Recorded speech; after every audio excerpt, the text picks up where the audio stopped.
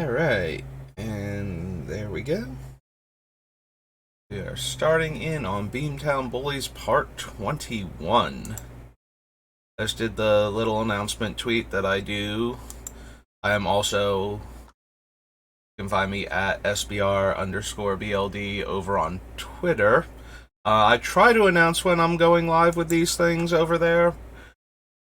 That one, similarly to how I started off this whole series, felt like shouting into the void because I have no followers still, and yeah. But I want to get into the habit of, trying to, I don't do social media, like, basically at all. My old Twitter account I had so that I could enter contests from one of the gacha games I play, specifically the one for Kingdom Hearts.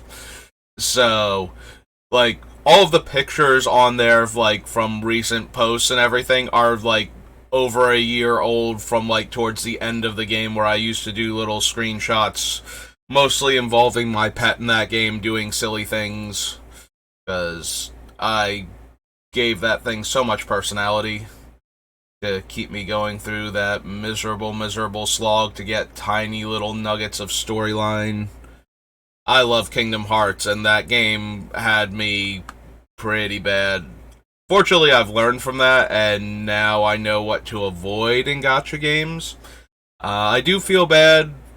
The fallout from that is that Dissidia Final Fantasy Opera Omnia, mouthful, but, we gotta get the fact that it's based on the Dissidia series, connected to Final Fantasy, and that it's its own thing by calling it Opera Omnia, all into the same title. But, that game has been so kind as far as free-to-play goes that I've been sitting on tons of the purchasable currency, and, haven't had any reason to spend any money on it, but I feel bad because I could very easily afford to do, like, the monthly thing for the extra perks from that, and it's a much better game than Union Cross was. So, excuse me. So I would feel better about spending money on it and supporting it, but at the same time, I literally wasted money that, if I totaled it up, I would probably be physically ill at how much money I actually spent on Kingdom Hearts Union Cross, and have basically nothing to show for it. The only thing I will say is that some of the money I spent got me things that made me feel good at the time, and I could afford to have spent the money. Like, I could have just been buying more magic cards instead with it, or doing something else more constructive with it, but at least I had fun. But sometimes I didn't even have fun. Sometimes it was just awful, and I wasted money on the game, and that is the worst. And honestly, I wish I had not gone so hard trying to be good at that game. Like, I did not get everything that I wanted out of it, and I spent way too much money on it. Opera Omnia being also licensed from Square Enix, and therefore being in the same family, like, I feel like technically Square got my money for the games, so this is like an apology to me by giving me a game that is super free-to-play friendly, that I don't have to spend money on and can just enjoy. But I do feel bad for the people that make the game, that they're not getting anything out of me when they do such a better job, that they deserve the money that I gave to Opera Omni, or that I gave to Union Cross. That game was so greedy and so free to play friendly. Okay, enough about other games. Let's get away from the realm of gacha games and talk about Magic the Gathering instead. And that segue is in no way, shape, or form ironic or hilarious when examined in this context. Excuse me. The coughing is genuine. As always, I try to eat before I do these streams, so that way I'm not, like, hungry and distracted while I'm doing this. But that does mean that all of the phlegm that I have built up is now kind of loose from, drinking soda and eating, and so now I just have a ragged, hacking cough.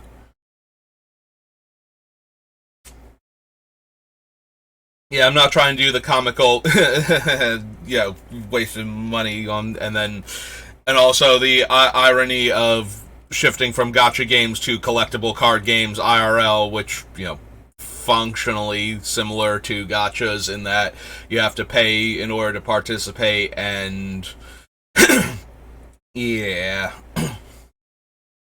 Alright, so we finished with Planar Chaos last time, so this is Plane Chase. This is the second Plane Chase set. The first one was entirely reprints, and the only unique cards were the planes, and I had actually forgotten that, and I was looking to see if, there were any unique cards in it that we would even be kind of interested in, because I couldn't remember if there were any monocolored ones.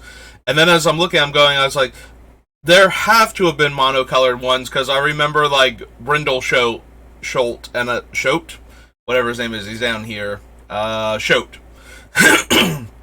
The little pig that you can sacrifice because there was a Devour theme deck. I was like, I should be seeing him at least, and I'm not, and that's when I realized that the 2012 edition was the one that had unique cards in it. So we'll be going through the tiny handful of unique cards. So Beetleback Chief is one. So it's a 2/2 that makes 2 1/1s. Which is alright, but not anything amazing. I'm pretty sure Bramble Elemental is a reprint, although there is a, I'm kind of curious now, because I don't remember, he might be from Ravnica, if he's a, yeah, he's from original Ravnica, okay. There's Brindle Schote.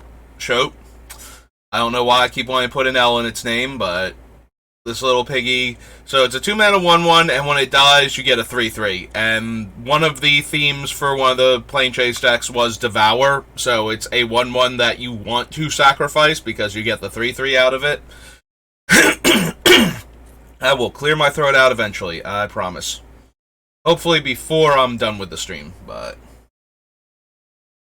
there's the alternate artwork Dark Hatchling. I forgot the alternate artwork one was from Plane Chase. I thought it was from one of the Commander decks. Dragon Lair Spider. I think this was the first time this thing got printed. Every time an opponent casts a spell, you get a 1/1. So, providing fodder for the, the Devour deck. Beginning of your upkeep, if it's enchanted, you get a Sapperling. Yeah, the green-white deck was the Totem Armor themed deck. It had, Gond... It's not Gond. Gond is the god of artifice from D&D, from, Forgotten Realms. But it's and the thing in this set, it's a triple white, triple green, legendary, what are those things called? Archons. And if it's enchanted, when it attacks, it messes your opponents up. I think it destroys their permanents or something. Come on. This is way worse than normal, though. I think it's the heat is making it worse. Yeah, it's not, insanely hot where I am compared to other places. I've heard Europe's going through a massive heat wave recently that's been shutting down services. One of the people that I watch for Opera Omnia stuff is he lives in the UK, and he had just gone to TwitchCon in Amsterdam, and he got stuck for 2 days trying to get home because the massive heat wave had shut down train services and stuff, so he just barely got his video out in time for the Tidus event that's tonight, so I know it's not I'm sitting here at 89 degrees on my computer, general area heat level, not necessarily inside my house, but and so could be a lot worse, but I don't think the heat is doing my throat any favors right now. Fractured Power Stone Not anything relevant for our decks, but one of the weirder cards to be worth money. So this thing is only in the Plane Chase decks. It's in all of them for this set, but it is only in these decks, and there was a reprinting of it as a list card at one point in time. And somebody was opening it, and they got, that was their list card, and I'm like, oh, yeah, that, sarcastically, that seems like a great card, and they're like, no, actually, it's worth a little bit of money, because it's only in, this set and the list, and if you've ever tried to build, an actual colorless commander deck, because a lot of the mana rocks make colored mana, and specific colors of mana, a card like Fractured Power Stone, which is a 2-mana mana rock that does not come into play tapped, is actually, the fact that the roll the planar die does functionally nothing in almost every scenario, because the planar die doesn't have numbers on it, so even for the dice rolling matters cards, it doesn't matter. It's still a thing, it's still worth, $4 or $5 or some relatively crazy number, just because, if you're building a Kozilek Great Distortion deck, you need mana rocks like this, and there are just so few of them that you can actually run, and this is a 2-mana one that comes into play untapped, so it's this and Mind Stone are your 2 best 2-drop rocks, I think. Maybe Felwar Stone, because it taps for mana that your opponent's land can produce. And there's, I think, is Felwar Stone opponents? But I think there's one for opponents and one for you, and they're both 2-drops. Felwar Stone comes into play untapped, and the other one I think comes into play tapped, and I think it's from Invasion Planeshift. I had to go over the sets because I'm sitting here thinking Planar Chaos and Plane Chase, and neither of them are it, but it has Plane in the name, so yeah, it's Planeshift. Which we're going to get to, I now realize, because that's probably the next set on the list. Has Flash and Devour, so if your things are about to die, and this thing would survive the mass removal spell that's killing all of your stuff, you can flash this in to eat your things. Sacrifice all creatures, but that many Hellions. I'm pretty sure that was from Rise of the Eldrazi. Devour 1 and Trample. Yeah, these are all reprints. Mass Mutiny. Did this premiere in this set? For each opponent, gain control of target creature that player controls. Untap them and they gain haste until end of turn. I think this did premiere in this set. I always think of it as a Commander card, but yeah, it's Plane Chase 2012, and then Commander 2013, and then, the Anthology set and the board game Ixalan thing, Explorers of Ixalan, that use magic cards as part of its function. Yeah, this was another card I had forgotten, came from this set, as opposed to just being a Commander card. No. All reprints. Flying Devour 2. When it attacks, it deals damage to target creature or player equal to the number of +1/+1 counters on it. I think this was a new card, too. I'm actually just curious if these were new cards. Yeah, this one, in fact, it has only appeared in this set. This is a card that has not gotten reprinted at all. I thought it was at least in one of the Commander decks also.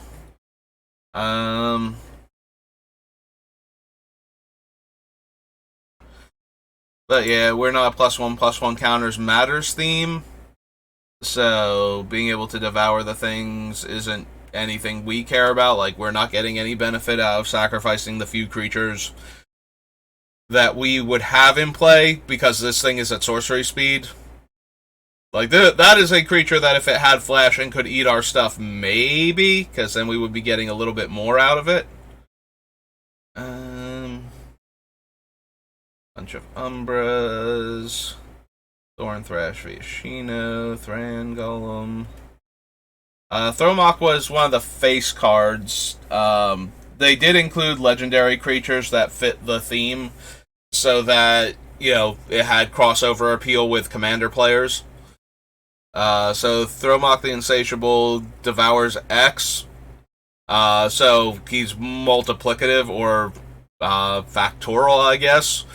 So the more things he eats, the more counters he gets per things that he eats. So if you sacrifice one creature, he gets one counter. If you sacrifice two creatures, he gets 4 counters, and so on.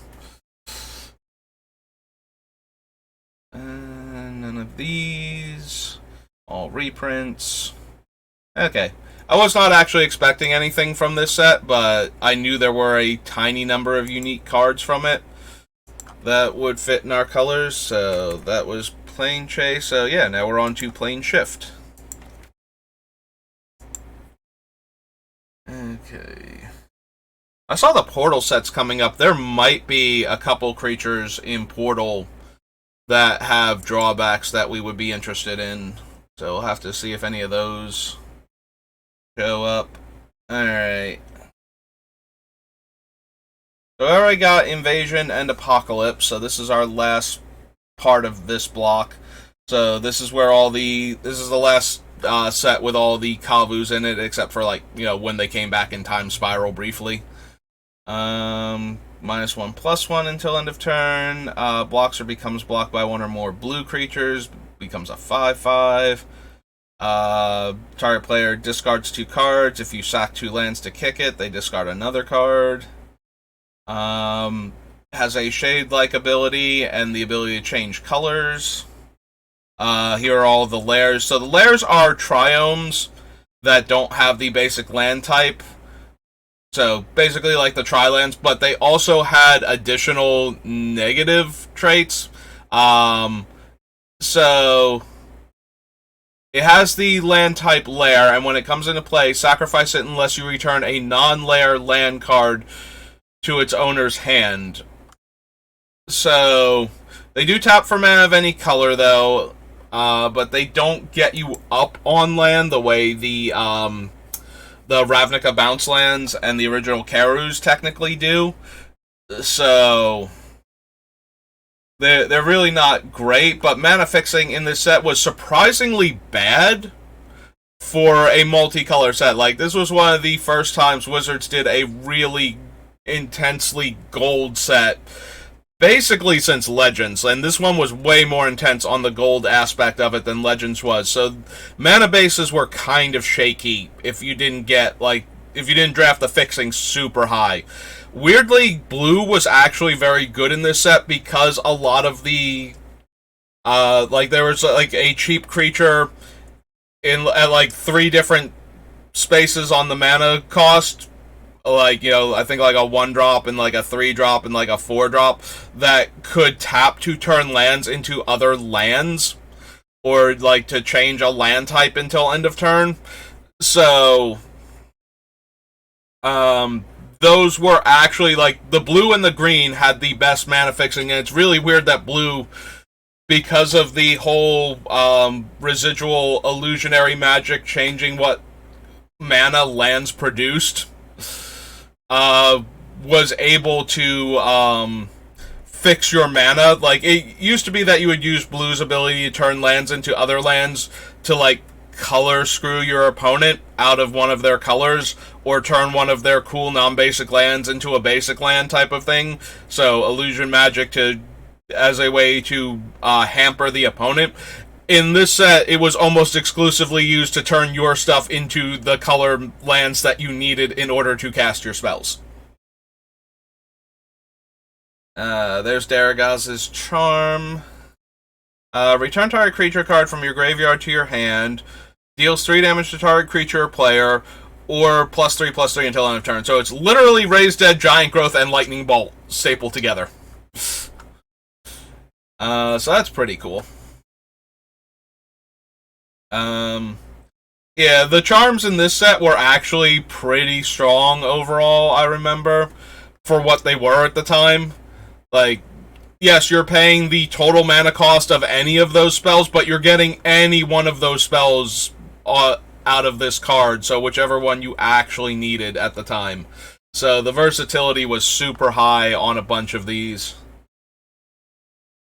Like, normally we get, like, a good mode, an okay mode, and a mode that, when it comes up, it's super relevant. This one has 3 modes in Limited that you would, like, every single one of them is something you would probably play. And so having all 3 of them on a single card, like, a lot of times in Limited nowadays, you would spend 3 mana at instant speed to deal 3 damage to a creature, and while that's kind of a hefty cost, it's still manageable. Similarly, late game, getting a rebuy at one of your bomb creatures so that you can recast it and possibly take the game back over again.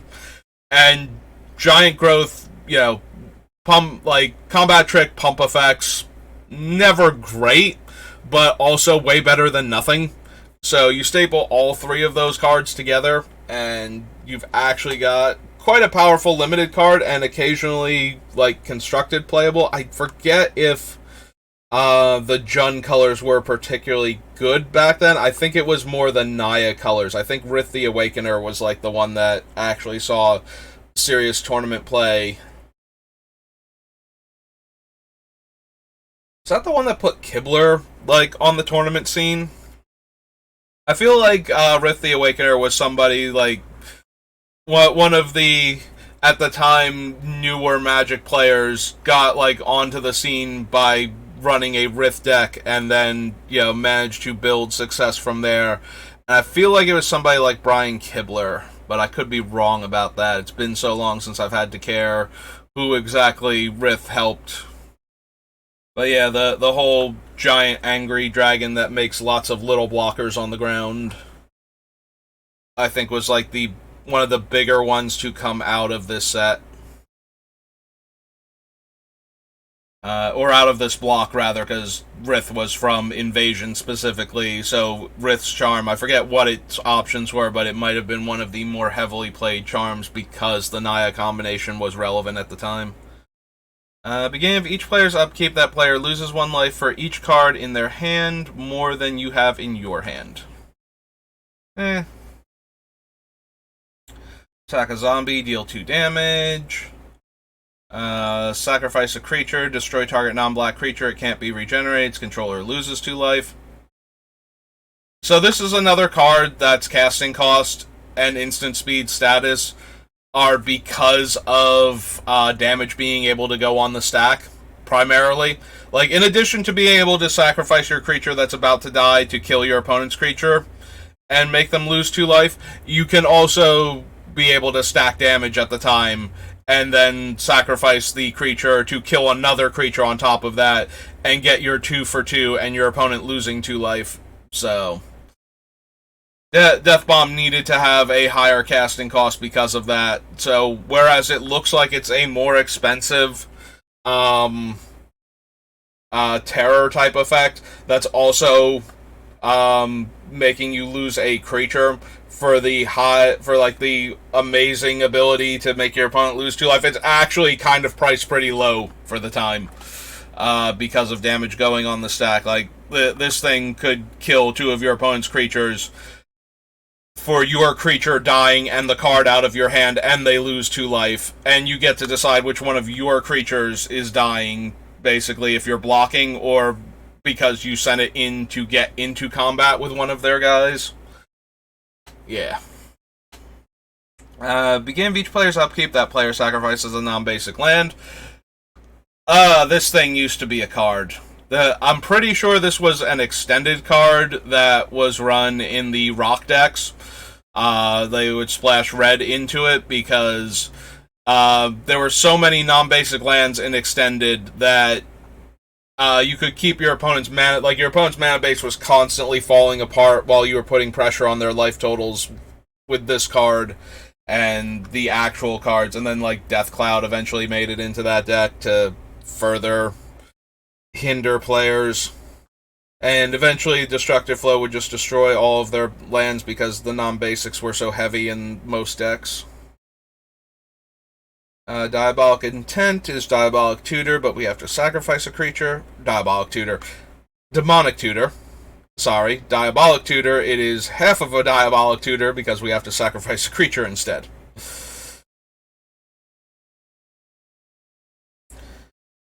Let's see. Draco is a 9/9 with no... Well, he has flying, but no other abilities. So that's okay, but not great. And we don't actually have anything that takes advantage of all the insanely high casting costs in our deck. So I'm not inclined to add Draco to the pile of like high casting cost things that we can't reasonably cast, because he's 16.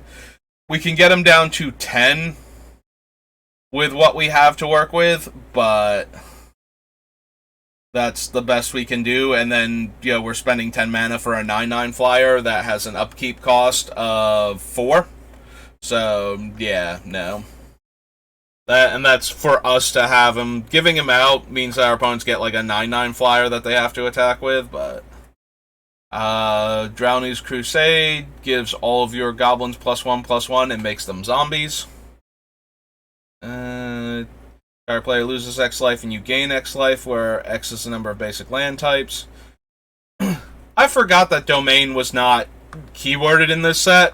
Like, it got keyworded in Time Spiral, I believe. I thought we were done with that, but just got a little bit coming back.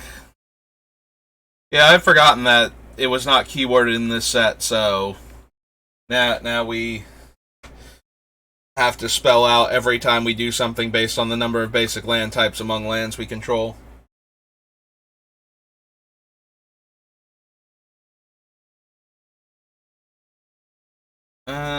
Kicker, sack a land, prevent all combat damage. If you paid the kicker cost, all combat damage. Oh, that one target creature would deal. Right, Falling Timber was just terrible. It's like, it fogs a single specific creature, and you can sacrifice a land to fog another specific single creature. Good times. Flametongue Kavu, on the other hand, like, creatures still get compared to be, like, described as Flametongue Kavus when they can kill a creature when they come into play, without necessarily killing the creature especially. So, things that deal damage when they come into play to creatures, as opposed to things that just destroy target creature, which are more akin to Necrotal at that point. But yeah, things get very... being compared to Flametongue Kavu in a positive sense is, like, it's reminiscent of Flametongue Kavu, because Flametongue Kavu is absurd in Plane Shift Era Limited. You spend 4 mana, you get a 4 power creature, and your opponent loses a 4 toughness or lower creature for having it come into play, is just kind of absurd. Because it's almost always going to get you a 2-for-1. It has such high power that it's probably going to run into another creature in like the 2 to 4 toughness range and kill that creature as well. And so it's a built-in 2-for-1 or a very fast clock, because by itself it kills your opponent in 5 turns. So if it kills like their best creature and it's attacking, they need a lot going on, or you need to be very low on life for them to be able to race like a thing like this, so they're probably going to get into combat and give you your 2-for-1 for them. So yeah, Flametongue Kavu, creatures get compared to Flametongue Kavu when they come into play and deal some damage to creatures, or give a creature like -X until end of turn type of thing.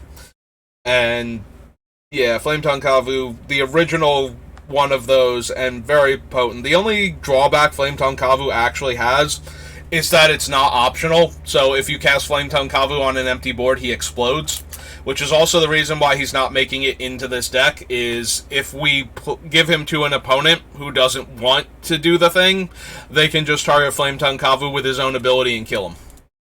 And we wasted our activation on Beamtown Bullies. Herald makes our creature spells uncounterable, but a lot of them we're not casting, we're giving away, so less potent there.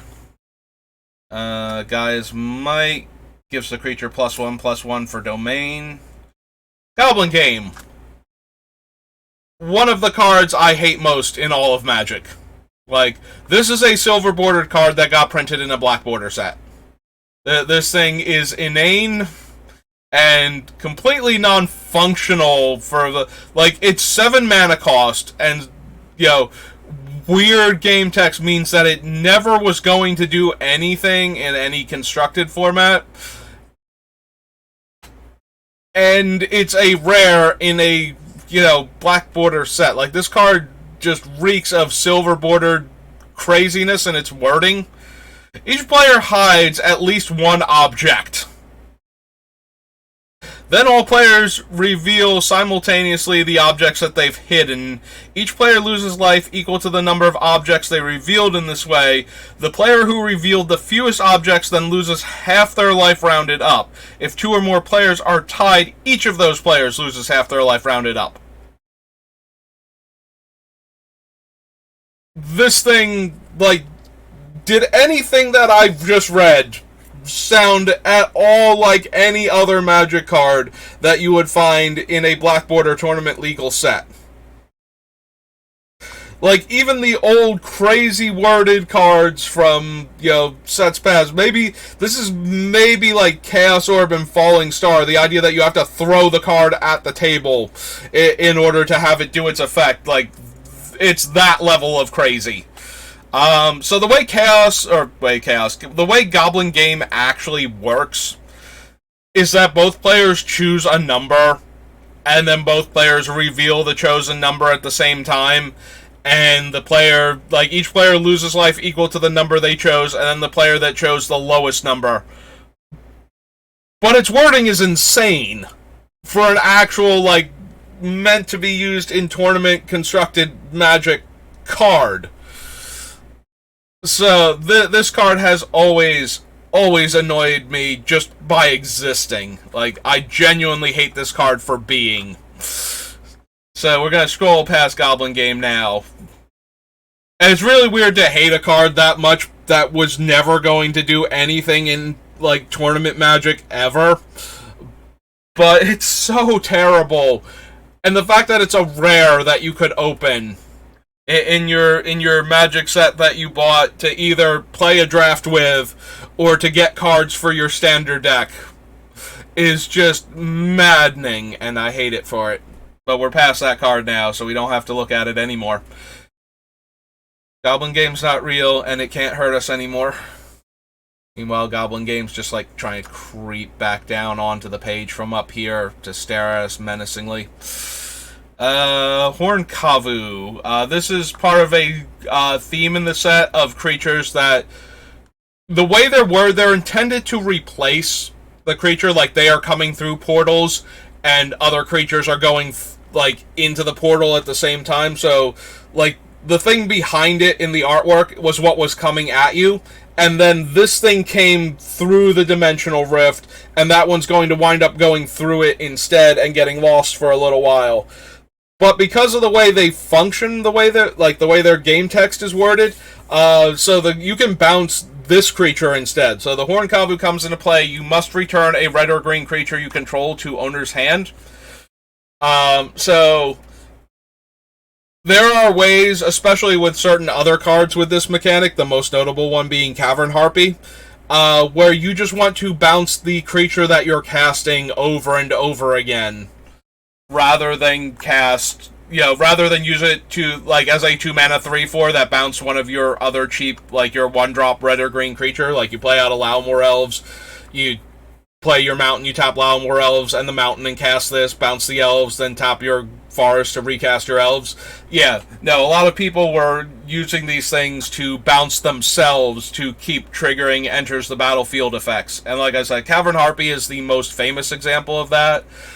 Because of the way it interacts with the card Aloran to raise storm count and such.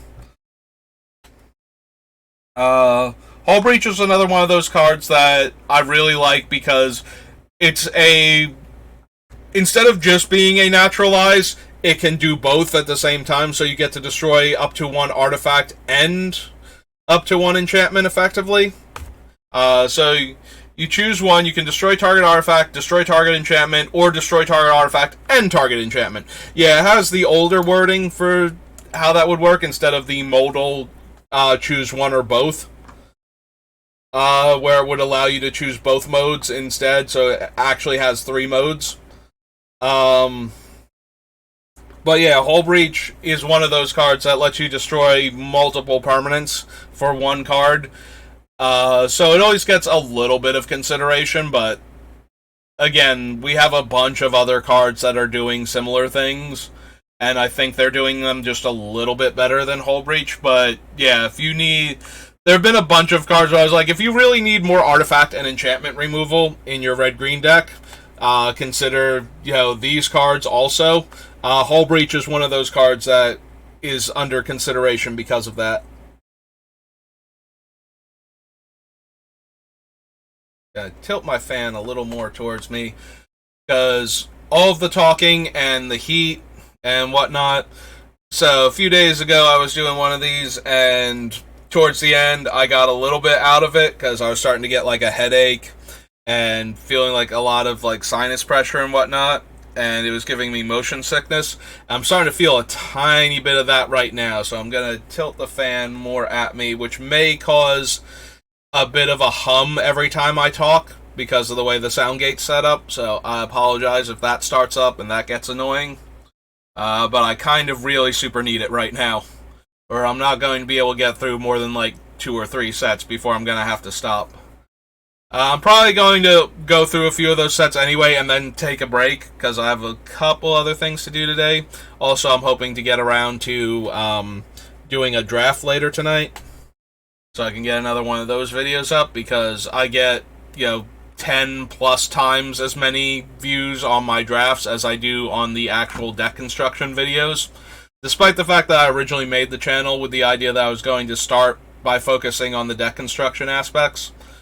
Alright, so anyway, so Implode is a Stone Rain that for 2 extra mana lets you draw a card. That one punishes you for having the enchanted creature become tapped. Tap to make a land a forest.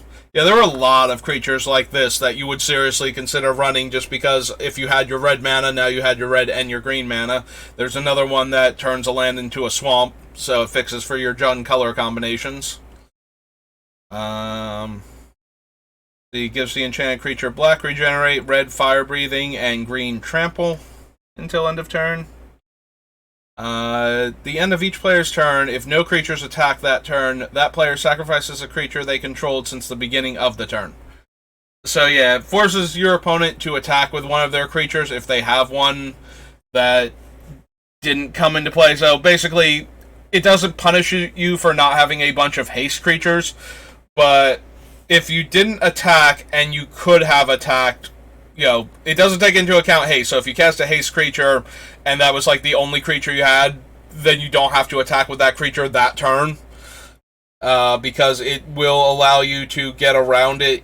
But if you had a creature that started the turn in play and therefore could have attacked, and you didn't attack that turn, you lose the creature anyway. So it forces you to chump attack if you get into that position where all of your attacks are bad. Still not a very good card. Here's another one of the gate creatures.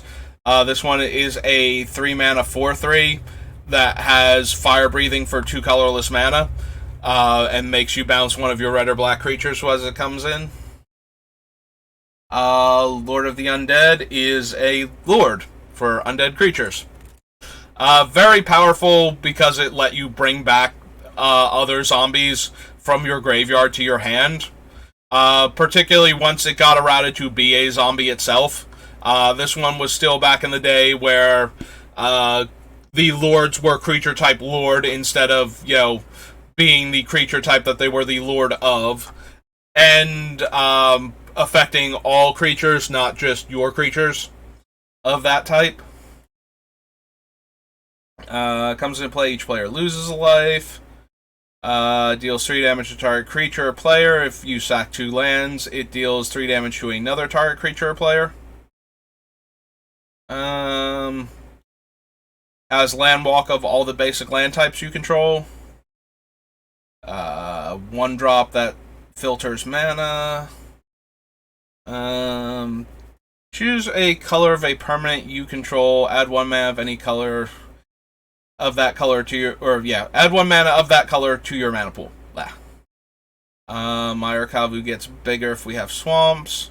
Mirrorwood Treefolk requires white and can deflect damage. Jailer can attack if defending player controls an untapped creature with power 2 or less. Whenever an opponent plays a spell, Sentry gets +2/+2 until end of turn. Morgue Toad sacrifices for blue and red mana, so we can't use that. Enchanted creature has tap, add 1 mana of any color to your mana pool. So this is a gating enchantment. So it requires you to return a red or green enchantment you control to your hand rather than the creature. It makes all of your lands 2/2s with first strike while it's in play.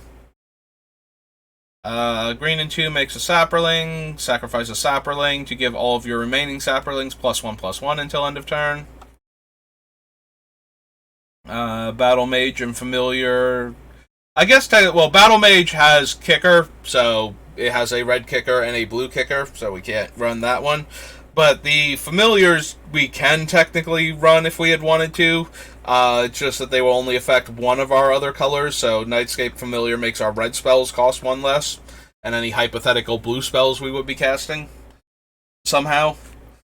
Each player reveals their hand. You choose 1 card of each color from them and discard... They choose a card of each color from them, and then discard all other non-land cards revealed in this way. So it gets rid of all of the artifacts and all of the colorless artifacts, and which would have been at the time all of the artifacts in their hand, and all of the colorless spells. But it lets them keep 1 card of each color of their choice. So if they're monocolored, they get to keep 1 card plus their lands, and so on. So it is each player, though. So we would have to discard cards from our hand, but we would get to choose. This is a weird card. I genuinely forgot. Like, I remember cards like Persecute, where you choose a color and they reveal their hand and discard all cards of that color. I do not remember Noxious Vapors at all. It is such a weird card. I don't think it's good for our deck. It's kind of interesting because we can theoretically discard a bunch of our things that we want to get into the graveyard anyway, while disrupting other players' hands, but it's still weird. And I don't know that it's good enough. Bloodstock leaves play. Destroy target white creature. It can't be regenerated. Is mildly interesting because it's not optional. It is color hating, but if we're playing with a large enough group, somebody's bound to have white creatures.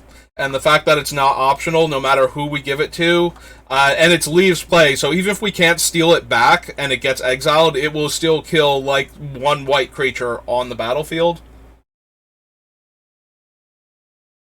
I have to believe it's not good enough, but it is interesting and fun. Part of me wants to add it to the list, and then there's another part of me that's like, we're going to cut that. We don't have room in our deck for, like, color hate specific cards like that. Despite the fact that it can never hit any of our creatures without shenanigans going on.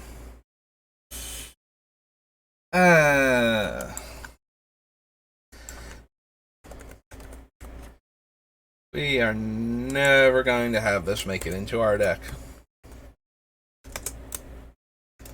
But it amuses me, so just for my own amusement, we're going to add it to the list so we can cut it later. These are the Planeswalkers X cards, Favor, Fury, and Scorn being the ones on color. All of them require you to pay mana to make an opponent reveal a card at random from their hand, and then they have abilities based on the casting cost of the card revealed. So, as you can imagine, since it's coming from your opponent's hand, so they can choose to hold on to land if these things are actually dangerous to reduce the... They are all at random, so they would have to have, like, more lands than the high casting cost spells that they have. They're still very, very bad, normally. Like, they almost never do what you want them to do. Search your library for a basic land card and put it into play. Kicker would sacrifice a creature and you get an additional one. Get an additional land? Yeah. Comes into play, draw a card for each black creature your opponents control. Even though we are forcing creatures onto our opponents, they don't keep them, so we can never get this guy to get us a card back or better. Guaranteed, regardless of what our opponents are doing. I'm sure at least one other player at the table is going to have black creatures, much like I'm banking on players having white creatures if we're going to pretend we're going to use Bloodstock in this deck. Which I don't think that we're going to do, but, you know. Taps to add 1 mana of any color that your opponent's lands can make. Another one of the portal creatures. When it comes into play, each player sacrifices a land, so this is one of the ones you could hypothetically keep bouncing and effectively have a 6 mana sorcery that makes everybody sacrifice a land every turn. So if you're ahead on lands, you can just keep your opponent from ever getting caught up on lands, but still not a good card. There's the Naya land. Root Greevel destroys all enchantments of the color of your choice. 5 mana 7/7 Trampler, but it bounces a red or green creature when it comes into play. Target creature can't be blocked this turn. Target creature gains fear. Gotcha. 1 damage to target creature. That creature becomes black until end of turn. Enchanted creature gets +3/+1 and is black. The original Weatherlight. It has the shooting star symbol on it because there is an alternate artwork foil only version. So there are 3 cards in this set that have alternate artworks that were foil only. And this is one of those things that Wizards tried early on that would, you know, lead to their, what they call booster fun concepts, where you get, like, the alternate frames and the alternate artworks and everything. This was, like, the first time they ever tried anything like that. So there were 3 cards that their foil versions had an alternate artwork. So every one of them was actually, like, ridiculously rare because of that, because they are only foils. And the pull rate on foil rares was even lower back then, so it was... You would normally get 1 foil rare per box to begin with, and then, you know, out of all of the rares, there was, like, there would be, like, 1 copy of each of the 3 cards in addition to that, so it was, like, however many rares there were, plus 3, and then you divided that number by 3, and that was your chance per box to get any one of them. Or how many boxes you would need to get in order to theoretically guarantee you got one of them. You know. So it was this one, Tarngarth, who we will see later because he is mono red, and Urtai, who is a Esper colors in this set, so he would be excluded from this list.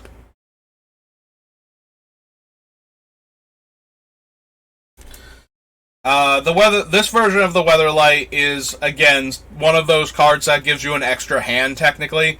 So it comes into play, you search your library for any number of artifacts and/or creatures, and remove them from the game, and then you can spend mana. Is that 4 tap, or is that 1 tap? I can't quite read. It's 4 tap, choose a card at random that was exiled with the Weatherlight to put into owner's hand.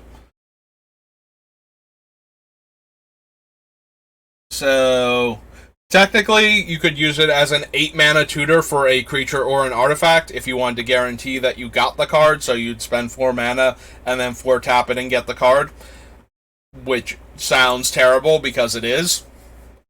Technically, it's cheaper than using Planar Gate, so it's got that going on for it, because that would be 12 mana in a single turn, but yeah.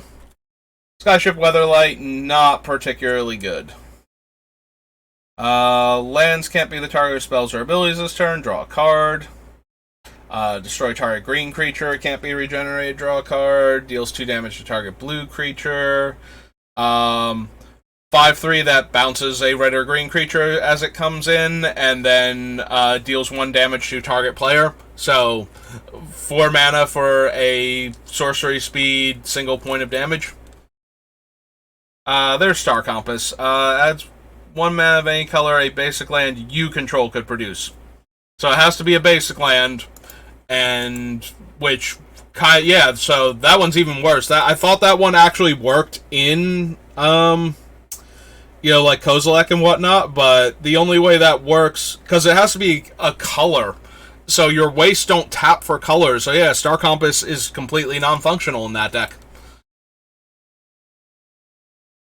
No wonder the whatever the stone from Plane Chase is actually worth a couple bucks for people that want to build, Kozilek decks and such. That one has white in the activation, 3 damage to target non-red creature. Is a 5/5 trampler. That's casting cost can be reduced based on the number of basic land types you have. There's Tarngarth. So he has Vigilance and red 1 and tap him. He deals damage equal to his power to target creature, and then that creature deals damage equal to its power to him. So pseudo fight effect. So he's a 4/4 Vigilance, so you can attack with him and then activate him to kill the blocker before it can chump, and then get in for 4 theoretically. So, or you can just have him, while they're in combat, you can have him fight a smaller creature if he's about to trade with another creature anyway.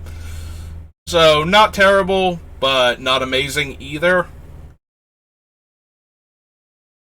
Terminal Moraine is one of the early variations on a fetch land. So, it taps for colorless, doesn't come into play tapped, and you can pay 2 and sacrifice it to get a basic land from your deck into play tapped.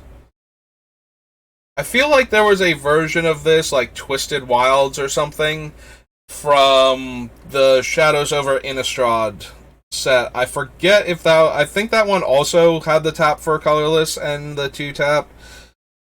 I think it might have been slightly worded differently, but maybe not.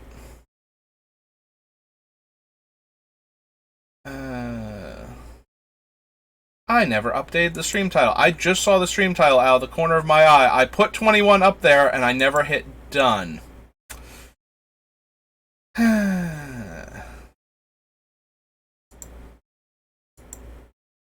Well, fortunately, I'm still doing this as a hobby rather than being a professional streamer. So until I start making money off of this and can call myself a professional streamer, I guess I can be a little more accepting of my failure to do things. But still a bit disappointed in myself that I did not realize that until just now. Yeah, I just happened to see, like, the stream elements over here telling me, that I went live, and it's like, part 20. It's like, I was on part 21. I remember specifically that it was part 21, and then I click over here on my thing, and the title says 21, and I never actually hit the update, I guess, before I started streaming. It was a big deal when Terminate was first printed. This was like the first time we got a card that was just straight up destroy target creature for such a small mana cost.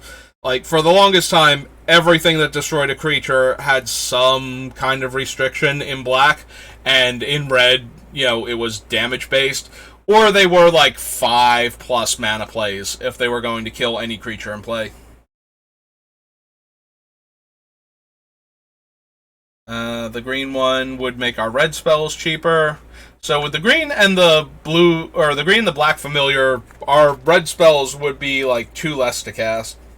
Other than that, they're not really doing anything, so we don't care. Hello, Comet. Welcome back. Comet of Legends has just appeared in the chat. We are on Planar Chaos right now, and we are about to be reminded what exactly Thunderscape Battle Mage's 2 kicker costs do. So its black one is target player discards 2 cards, and its green one is destroy target enchantment. So, kind of cool, but not anything that we're doing. We could make ourselves discard 2 cards, but we can definitely do better than that. And since opponents can't pay kicker when we give it to them, they can't do anything fun that way. There is the red familiar, who is the only one that's going to discount both of our other colors of spells, but not necessary for what we're doing. Oh, you like them more than the ones from Tempest, I guess it was? The medallions. Volcanic Imp can gain First Strike and is a 4-mana 2/2. And Warp Devotion, which was actually a fun/awful control card back in the day. There used to be a card that bounced a permanent every turn, and you would combine that with Warp Devotion and the blue-black instant that would bounce a permanent and make them discard a card. And it would just... Eventually you would start removing permanents by making them return them to their hand. So...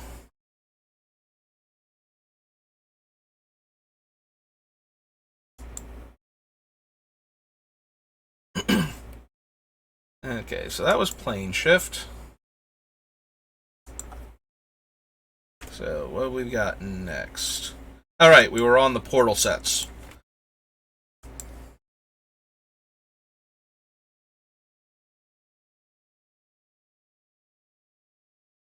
Yeah, the only thing I never really liked about the familiars was that they discounted the spells of the other colors. So, whichever one was your primary color, you needed the familiars from the other colors in your deck in order to get the discounts on the primary spells that you were casting. But yes, if you're 3-color and you get the red familiar in this deck does discount all of my black and green spells by 1. So you can get the discount, then you could get the bullies down by 2 from their they are base 1 colorless mana, but from having to cast them additional times.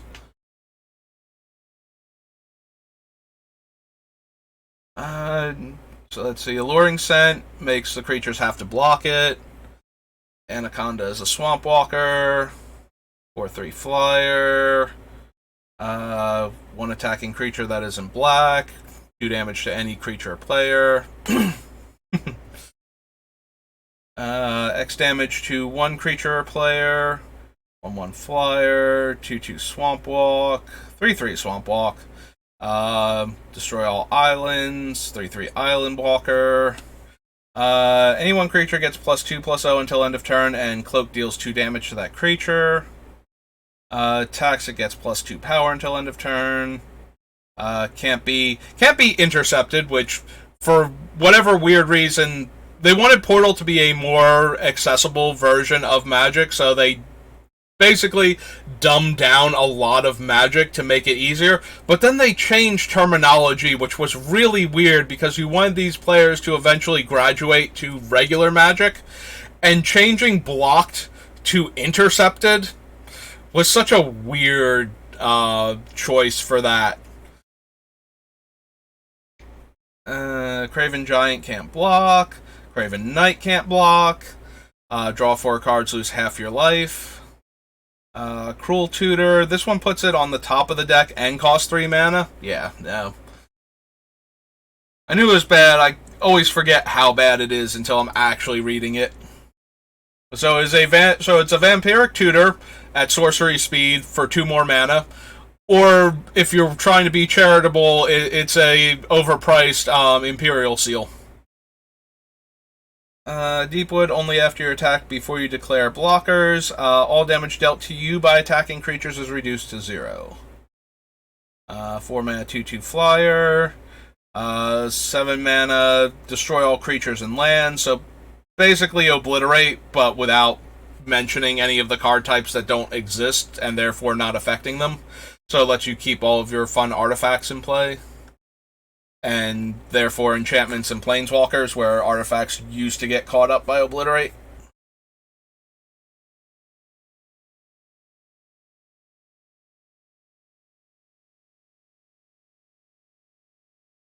Dread Charge.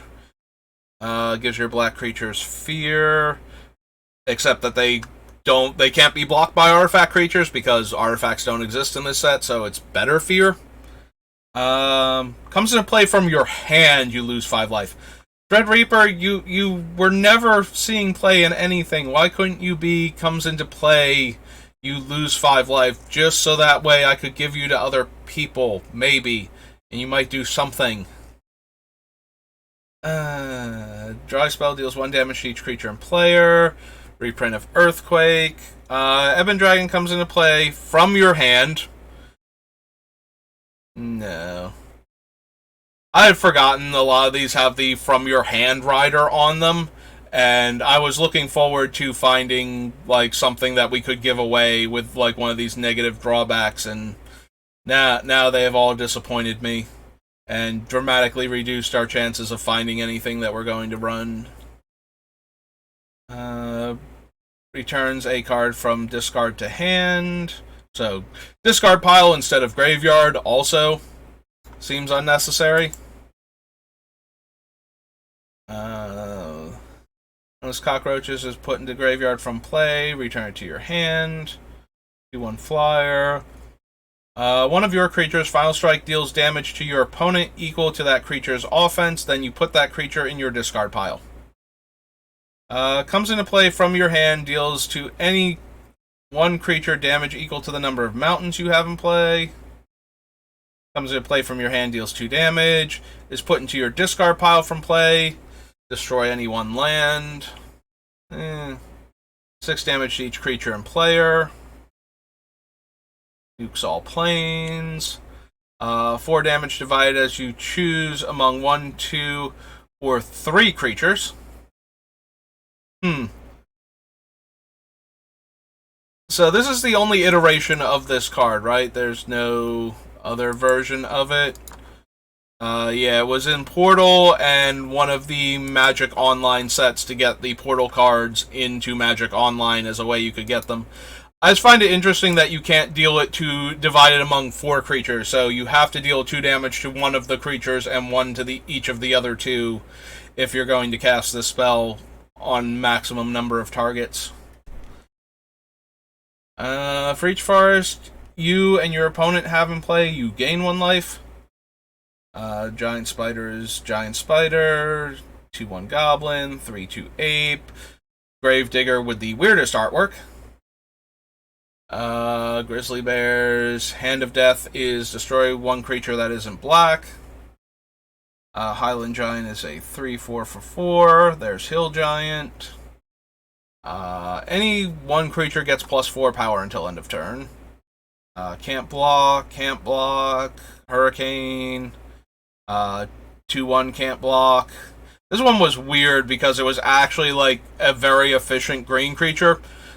Green being known for its efficient green creatures, or for efficient creatures in general, never got the low end, like white always got the better of the cheap creatures for the longest time, and green would only get, like the good, like 4+ drop creatures when it came to mana cost versus power and toughness efficiency. So Jungle Lion was in that weird place where it would have been actually good if it was legal in any of the formats where green would have gladly taken a 1 mana 2/1.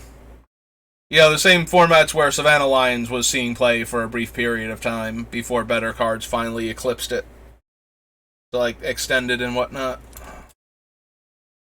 Before you attack, you may tap the assassin to destroy 1 tapped creature. Take an extra turn and then you lose the game. Lava Axe. Destroy any 1 creature or land. I actually forgot there was a 3rd one in that cycle. Or maybe I didn't. Maybe this is the one I was thinking of when I was like, there's like another card. Comet wants to know what I think of the Commander ban list. I'm going to be honest. The ban list always feels a bit arbitrary for what's on it. Like, there are always going to be cards that if you play against them all of the time, you think they should probably be on the ban list if they're, like, inhibiting what types of decks you can play, or whether or not you need answers to certain things. But at the same time, there are cards that they don't need to be banned, like players can agree on them, but if there's no preset ban list as a starting point, then every time you go to a new group, you need to figure out what cards they hate most and don't want to see played, and player choice is like all over the place. Comet points out Time Vault needs to be banned. So yeah, the power needs to be banned. Weirdly enough, Time Twister is not on the ban list, and that makes it, like, there are very few decks that super want a Time Twister, but the ones that do really want it, and that has actually kept Time Twister's price up. But yeah, the Moxen need to be banned. Lotus, Ancestral Recall, and Time Walk, especially, I think more so than anything else, if Time Walk were legal, the number of infinite Time Walk combo decks you would run into just by having it seems a bit much, because it's just being 3 mana cheaper than the next best option makes it so much easier to get it going. So those ones all kind of need to be banned. Library of Alexandria would be ubiquitous to all decks for players that could afford it. There are a couple other cards that are similarly, like, if they were off the ban list, they'd just be expensive cards that people feel bad when they can't run them because they don't own them, type of thing. You think Library does actual nothing? I think anytime you play a game that grinds, Library of Alexandria is huge.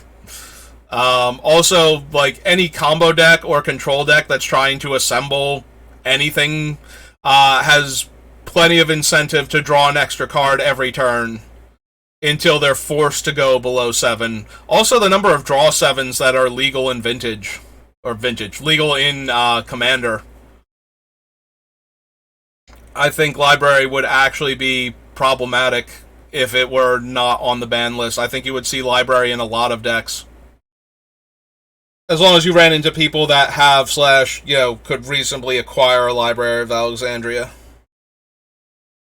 Library is one of my all-time favorite cards. I've always been sad that it's gone so downhill in Vintage, mostly because of the way the decks work now. You don't have time to set up the kind of long-term games that Library of Alexandria influences. Because Library was always powerful because you got to draw more cards than your opponent over the course of a game. Whereas, I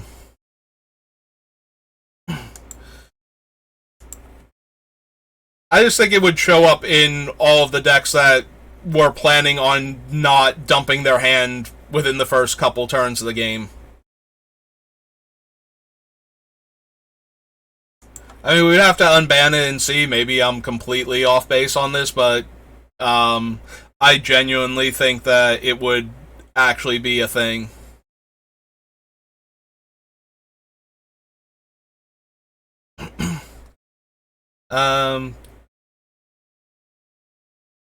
Let's see.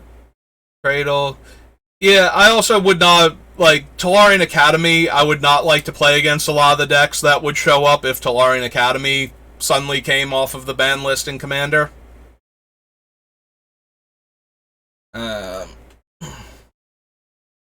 Because I already have decks that would just automatically swap out a land for Tolarian Academy and then just go off with that. Yeah, Caracas is just miserable to play against, and it does give a ton of power to white decks, but mono white is the only one that might even kind of need that boost, and they've been giving it stuff to work with, so I would not like to see the deck that is multicolored and plays Caracas and just locks one of your commanders out of the game entirely.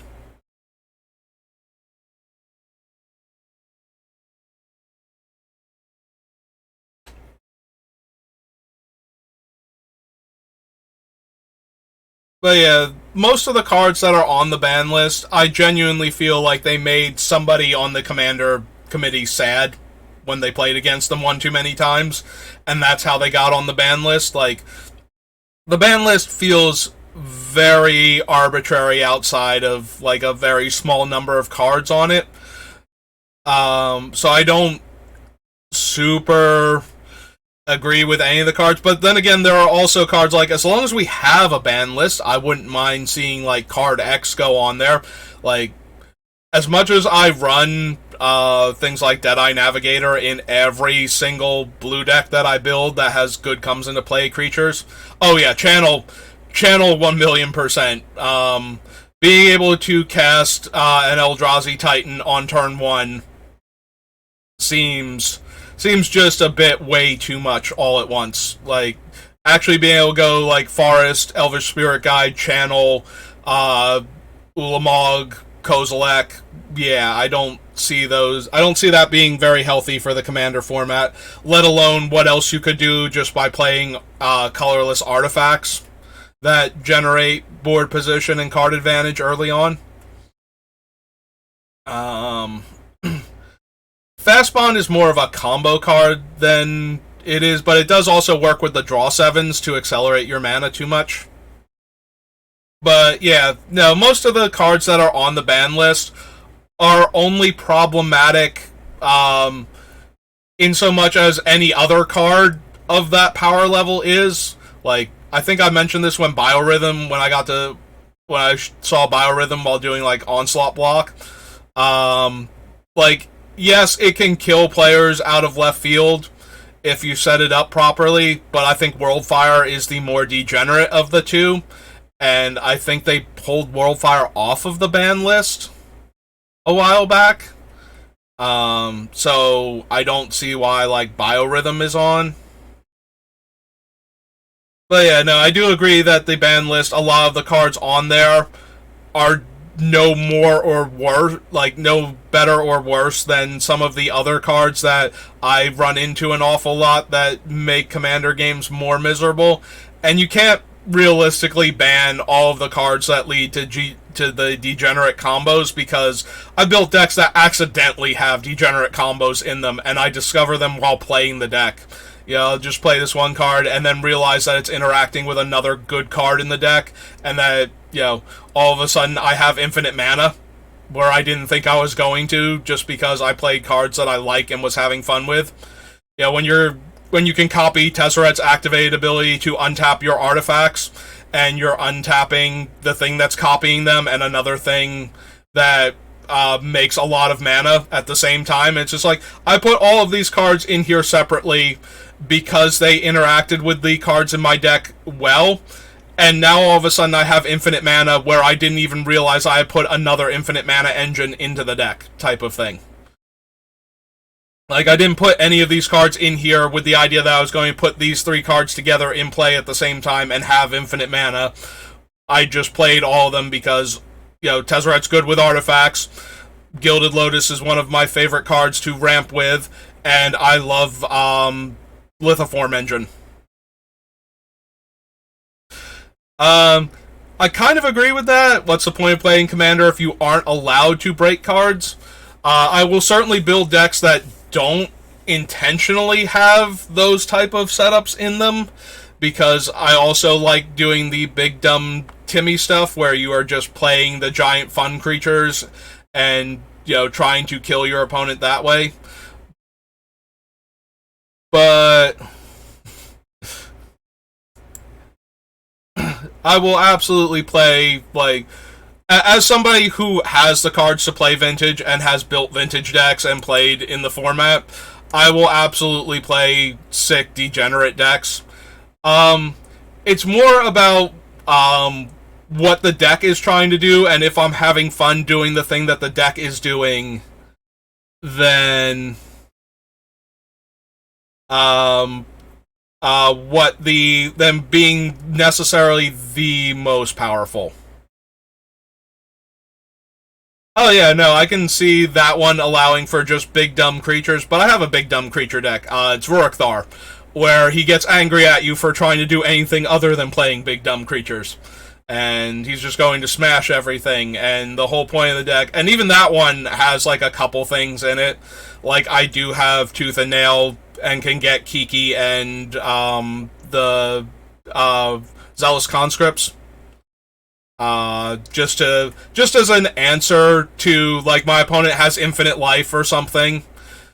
But yeah, I like Ruric Thar because he inhibits what other players can do and encourages big dumb creature decks instead.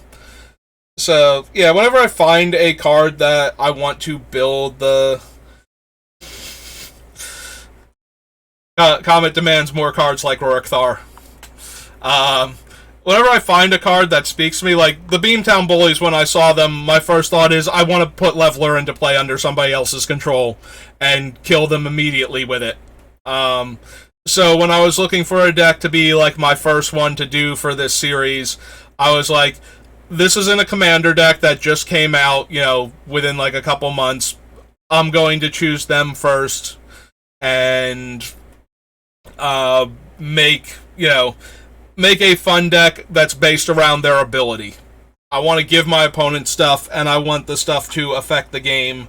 So thinking about the kind of players that I normally play against determines what cards are going to make it into this deck.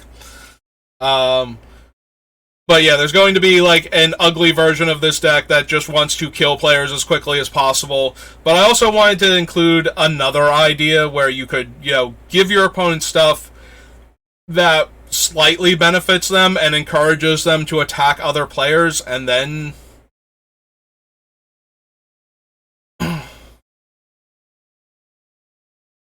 Rurik Thar as an anti-combo measure. Yep, no, Rurik Thar definitely punishes the combo decks that can't interact with him first before going off, and if you have the tools to protect Rurik Thar once he gets into play, then it really tends to lock the combo decks out.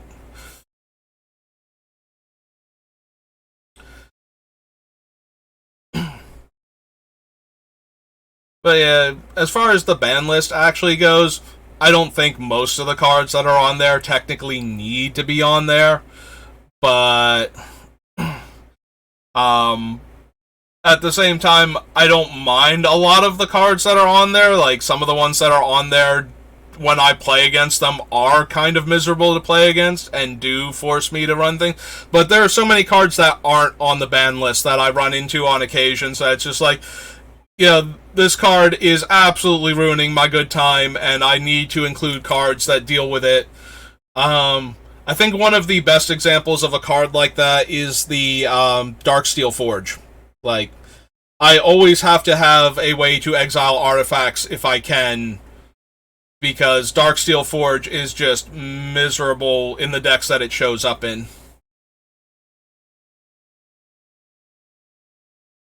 Like, people tutor up Darksteel Forge, and then, things like Navinral's Disc come out, and then all of a sudden everything is dying every turn except for their stuff. I played against a deck that was very much all in on that when Arkham first came out, and the Darksteel Forge Disc combo, I actually managed to bounce their Darksteel Forge after they had set up the entire combo where they had turned everything. They used the other artifact, Mycosynth Lattice, to turn everything into an artifact, and I bounced their Darksteel Forge in response to their Navinral's Disc activation, and they were very sad about that. But it was about to be a very miserable game otherwise, and then we had to spend, like, another whole game's worth of time rebuilding and getting back into that game after that combo got disrupted, so that was... I don't appreciate that particular sequence of plays, and I was really glad that it did not just end the game there, but... And again, that's just me. Like, there are plenty of people that love Darksteel Forge and the way it protects all of their cool stuff and stops the opponents from ruining all the fun that they're having, so...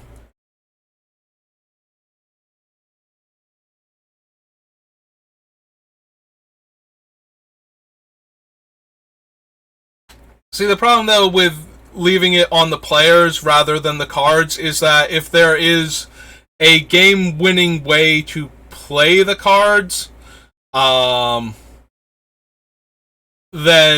the cards themselves will lead to that sort of play more often, even if it's about the players having the choice in how broken the card actually is in their deck. Like, I can build decks where Darksteel Forge is nowhere near as potent as what I just described, and it would still be a good card in the deck, protecting all of the artifacts that I wanted to play that have cool effects.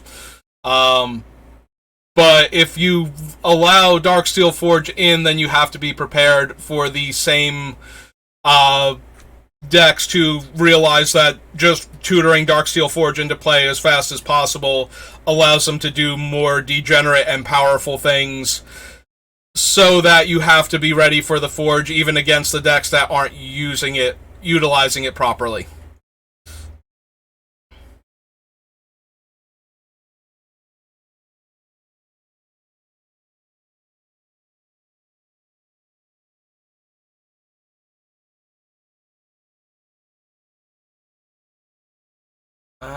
Comes into play, or is put into your discard pile from play. Your opponent chooses and discards a. Oh, so it's just like a variation on the other things.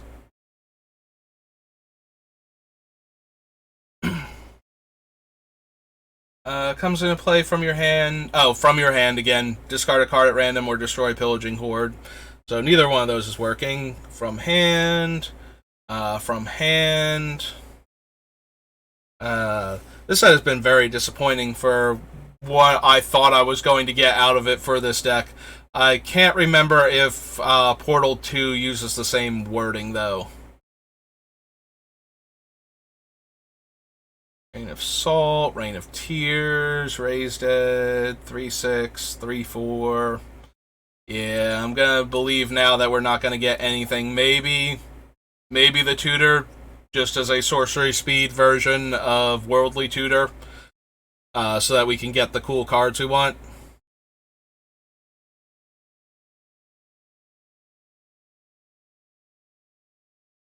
Oh no, one of the most important things, I've gone on this rant a few times, is having answers to all of the more problematic strategies by default, just so that you have ways to overcome certain things. That's why I talked about, while I was discussing my love of Into the Core, is because it deals with the indestructible artifacts as opposed to other red-green options that don't necessarily exile the permanents, because of my particular dislike for one specific card that has shown up a few times. But also the importance of just having cheap, efficient answers or versatile answers for the more problematic, for anything that can be problematic for you. Reading the meta and preparing for it is good to a point. A lot of the time I'm playing casual Commander, though, so hating out specific strategies is more bullying one person for having a deck that they like that is good, as opposed to, going in there prepared to win the meta. Like, if I'm going to play competitive, then I have to, be prepared for literally everything that I can prepare for. And have as many answers as possible. But when I'm going to play against the same people, week in and week out, I don't necessarily need cards that hate on one of their favorite decks. I just need a way to not definitively lose to that deck if they get going, more so. Like, I don't want to completely wreck their deck. I want to have a way out if they start getting to the point where their deck's going to win, but I don't need to make them actually just lose the game every time they pick that deck because I have an answer in like 5 of my decks specifically for their deck. Like, if I play against Super Friends every week and I just put in the thing that does 5 damage to Planeswalkers in all of my red decks, I feel like at that point we either I'm being way too over the top and just slaughtering their deck for the sake of not wanting to lose, or they're playing way too many Planeswalker decks all of the times. Oh yeah, no, I definitely agree you should have answers. Like, I don't want to lose either because I'm being too friendly. Like, not putting in answers to their decks because they are the decks that those players like and enjoy and want to play is akin to not trying, and I always want to try to win at least. But I tend to put more generalized answers into my deck, and if I'm putting in cards that hate out specific cards, it's only because I don't want to lose to those specific cards when they show up, like by default. Like, my opponent plays card X, and I just have to lose to that card because I didn't bother putting anything in that specifically deals with it. But yeah, I don't necessarily go in with the idea that I'm going to have everything set up like I always put in a way to stop graveyard recursion. I always put in a way to deal with every permanent type into the deck, like at least one, usually a couple, because I don't want to lose to any one strategy by default in case I run into it. But I rarely put in cards that hate on very specific decks that I know I'm going to be playing against in my meta. But then again, if I was going to play again, like if I'm playing with genuinely competitive decks where the whole point is to be all in on the winning concept before the building the deck that you wanted to do to have fun with, then absolutely I will hate on decks that are very specific that I expect to play against. Like, if I can hate out a deck, like, I hate Skittles so much. When I did like one competitive tournament one time, and I ran into Skitterix the Blight Dragon, all in poison deck, and that deck was not fun to play against at all. I was playing, what's her name? Nin the Pain Artist, though, which is my Infinite Turns deck. So I did have outs to him killing me, but I did not set up my combo fast enough to not die to poison. Yeah, I think I died. I almost died in one hit, and I managed to not do that, but then I got hit again and I died before I could go infinite against him. So there are things that I would, if I knew I was going to play against them and we were doing like heavy competitive decks, I would absolutely want to hate out certain strategies. My auto mod was like, wait a minute. Did you mean it in this way? And I'm like, no, auto mod, no. That is not what they meant.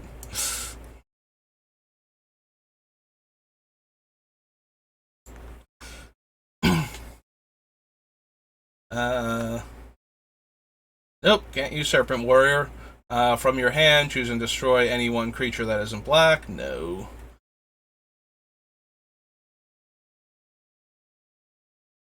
Yeah, no, it really does depend on the players that you're playing with and how they play and what cards they frequently use. Which is one of the reasons why even when I'm building these decks, I try to throw in, if you want this card or if you feel like you need this, like, I don't plan on running it, but, something to consider type of thing. Because there are so many strategies and so many different play groups, and, like, the difference in play groups, like, we've been talking about competitive play because that seems to be where you fall on the what I want to do with my commander deck and the groups that I play with.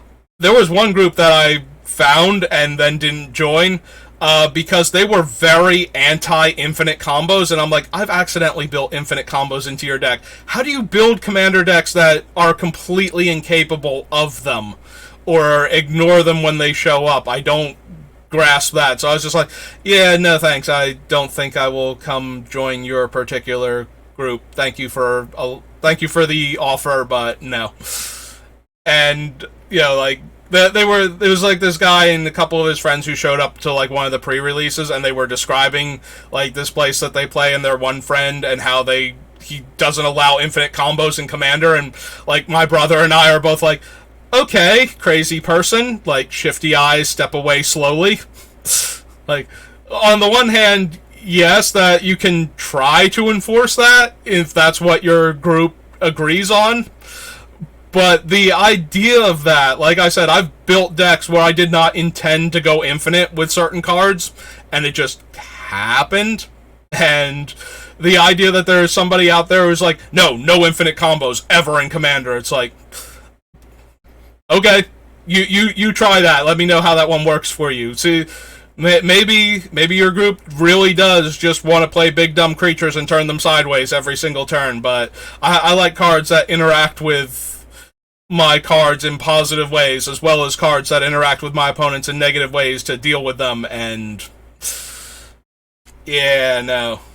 So, yeah, there are all different kinds of play styles, and your group basically determines how you're going to play. So, like I said, my decks are mostly designed. I know a lot of the people in the area that I will run into at events and what kind of decks that they have built. So my primary focus is always on building a deck that's around that power level, maybe a bit above or below, because I want to be able to play either like downgrade to do a fun thing that's not necessarily trying to win, or upgrade if somebody shows up, you know, that we haven't met before and they have this sick Mimoplasm combo deck where they're just trying to get the Mimoplasm to do this cool thing by eating 2 specific creatures. And at that point, I want something that can interact with that deck on its level and actually have a chance of winning. So yeah, I believe that regardless of what I wind up with for this deck, like, anybody who sees this should figure out if there are cards that are more powerful than what I'm running and you want to add them in there. I wholeheartedly recommend it. Or specific cards that, you know, will actually allow this deck to function better against the strategies that you run into on a regular basis. Like, absolutely, you should retool the deck. But for me, this is what's going to work against most of the people that I play against regularly. And so a lot of my choices are going to be based on that.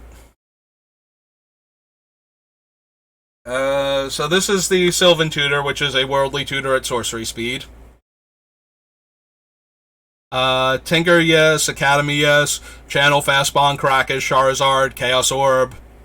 Oh yeah, no. Every single one of those cards I agree with.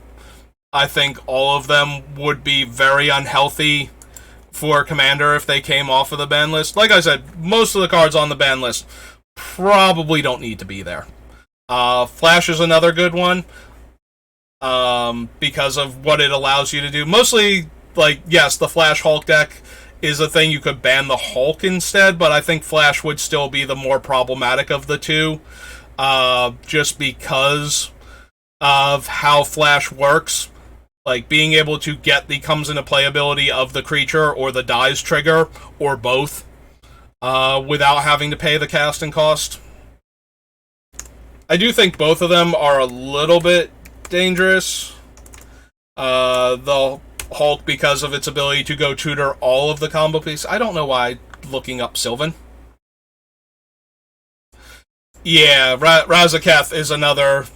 Razaketh is one of those ones I'm amazed isn't on the ban list. Especially with Gristlebrand actually making it on there. Because once you get Razaketh into play, you just tend to win.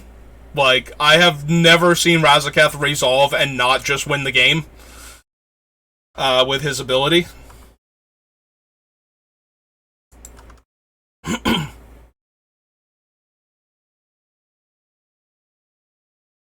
I mean, but do you cast Razaketh if you don't have one? I mean, yes, Flash is way more powerful than Razaketh, and Razaketh is just one of the cards you can use it with.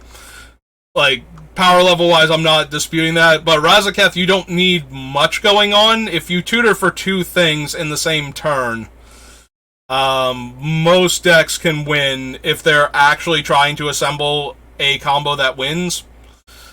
You can, when you cast Razaketh, you can sack 2 creatures, pay 4 life, and tutor for 2 cards, and then just win if your opponents don't have the proper interaction immediately.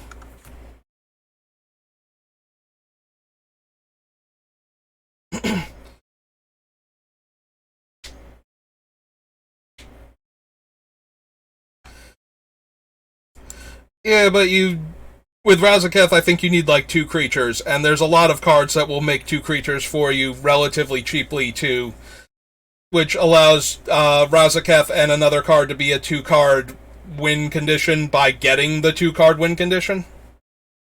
Like I said, I've never seen Razaketh resolve and not result in that ending the game.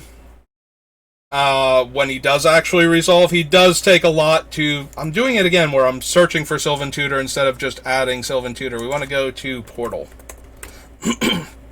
There we go. Sylvan Tutor.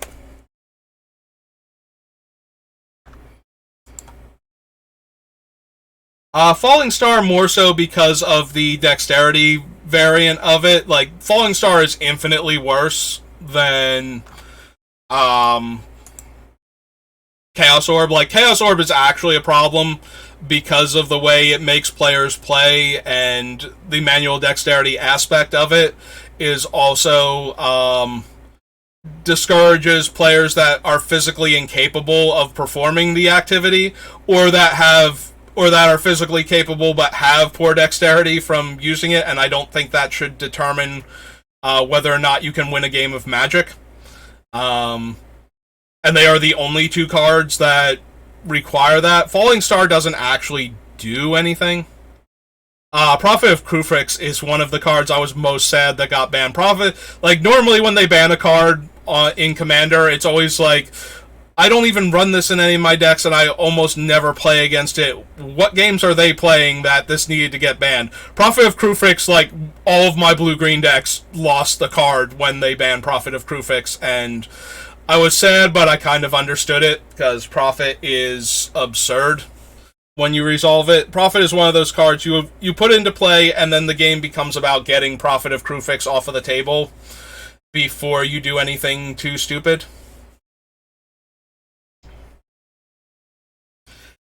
I love Prophet, but I love it because of all the dumb things I was doing with it. So that one made a little bit more sense to me why it had to go. But at the same time, it's like I was not doing anything super crazy with it, but you can do super crazy stuff with it, and even regular stuff with it is pretty fun / miserable for other players sometimes.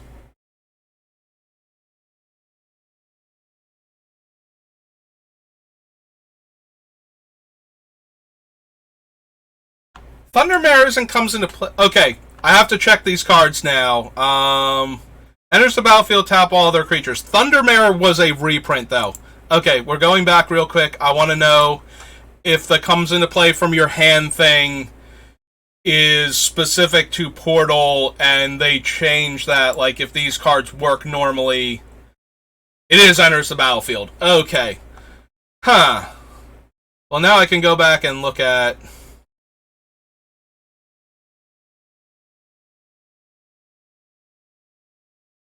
But yeah, no, most of the cards that are on the ban list are not absurdly problematic. I mean, they can be, and, you know, they usually get banned because of the top end of what they can do, not what, you know, most players are doing with them. But at the same time, most of the cards are not so oppressive in most games that you desperately need them to get taken out, until they get to the point where everybody who is running them in the specific way to make them as oppressive as possible. Then I think there's an argument to be made at that point that, you know, if 9 out of 10 players play the card in the way that makes it absolutely miserable to play against, you probably need to get that one out of there if it's showing up in a lot of players' decks. But, you know, if, like, 1 in every 10 players has the degenerate deck and the other 9 are just having fun with the card, then I don't think it needs to be on the ban list. And there are a lot of cards that kind of fall in between that, where, you know, like, maybe half the players are running it as a degenerate combo enabler and the other half are doing things.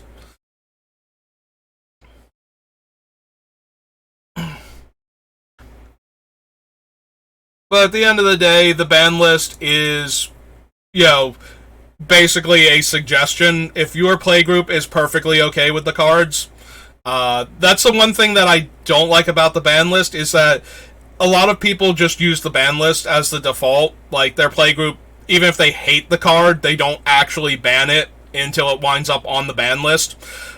And even if the group would not play the card in a way that would make it the miserable thing that it is, it's on the ban list so you can't play it.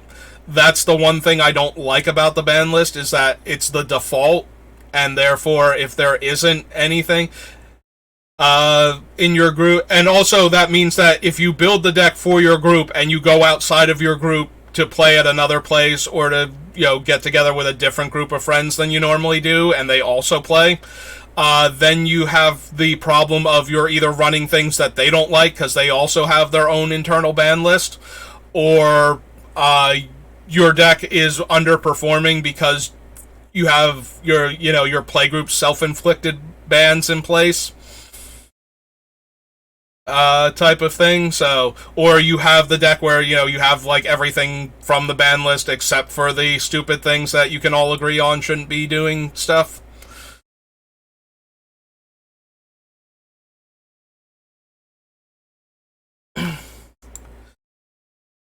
Yeah, no, so Kama is referring to that. It is referred to as Rule Zero a lot of the time. Your playgroup determines what is actually on their particular banned list when building commander decks.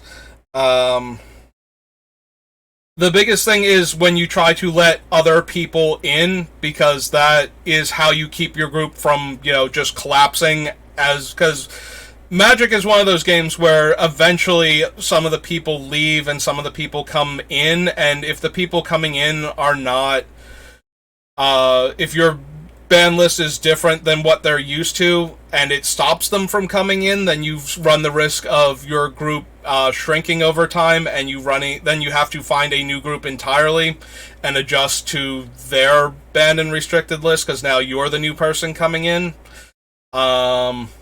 But at the same time, if the players are either like way too restrictive or way too open, like if you find a group that's actually letting you run Moxen and Tolarian Academy and Black Lotus because all of the players are like old school and have those things, and so they don't consider it a problem when anybody plays any of them, then you run into that group where you're like, well, now your deck is horribly underpowered for what they're doing, and maybe that's not where you want to be at with Commander, where you either have to get those cards or be underpowered with them. So their group is actually the one that's in danger of shrinking over time, as players, have to sell their cards for, like down payments on houses or serious medical operations if you live in the U.S. I mean, that's my backup plan. Yeah, that's my running joke, is that my Magic collection is staying with me until I get cancer, and then it's what I'm going to use to help fight cancer for a while and see if I live through it.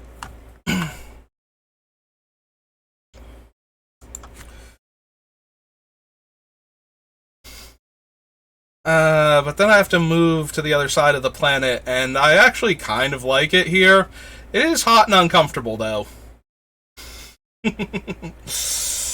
Right now. But then again, I've heard it's hot and uncomfortable over there. I was talking about that before. It's like, yeah, it's hot here, but I've heard Europe is going through like a nasty heat wave.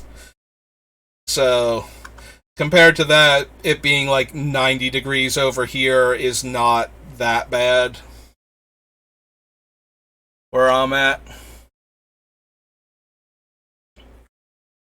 Alright, so Reaper, we actually can give players a 6/5 and make them lose 5 life. I don't know if that's going to be good enough, but it's at least way more interesting than not doing the thing. Alright, Dread Reaper. I take back the mean things I said about you. You might actually be a way to deal like 11 damage in a turn by handing you out. You may force your opponent to choose and discard a card from their hand. No. Alright, so what were the other ones that deals damage to any creature equal to the number of mountains you control? Put into your discard pile from play, destroy any one land. No. Yeah, now I have to reread all of these for the, like, 3 of them that might be relevant. Yeah, if I had read Gravedigger, like, actually read them instead of just looking at the weird bug-eyed monster art, I would have realized that they had changed the wording from how these cards function in, like, normal Magic, and I might have been able to pick up the cards sooner. Ooh, that does sound... That makes sense to me, but that also sounds awful. Housing in Europe is designed to keep the heat in because of how cold it gets. And so when you're going through a heat wave, that just means your house becomes more unbearable. Choose and discard a summon creature from your hand or destroy it, so they'll just destroy the knight.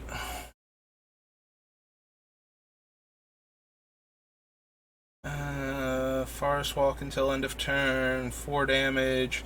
Put into your... Alright, makes them discard. Same problem, they will just destroy the knight. Same problem, they will destroy that. So this is Sacrifice Forest, or... When it enters the battlefield, sacrifice unless you sack 3 forests, so they'll just choose to sacrifice the creature. We can't make them lose the forest that they have. Yeah, I need these things to be, if you can't destroy the creature or sacrifice the creature, not giving them the options to do so, because they'll just sack the creature every time.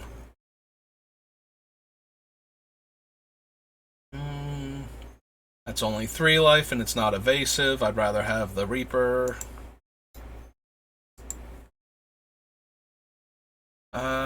More than 1 creature. Alright, that's Sylvan Tutor. Comes into play from your hand, discard a land, or just... Yeah, so they will just sacrifice it. Thundermare is from Weatherlight originally, so if we want him, we can put him in from there. 4 damage and you gain 4 life. 4/4 flyer.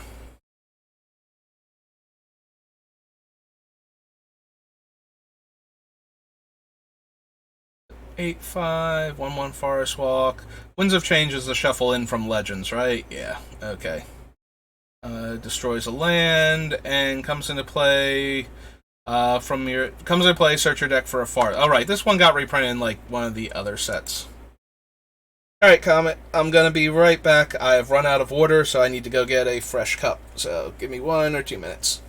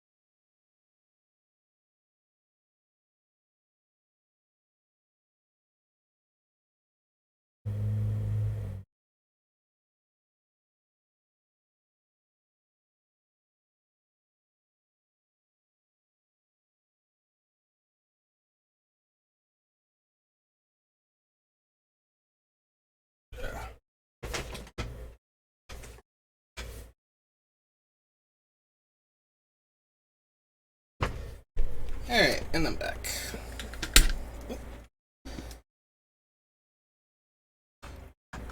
Okay, so we went through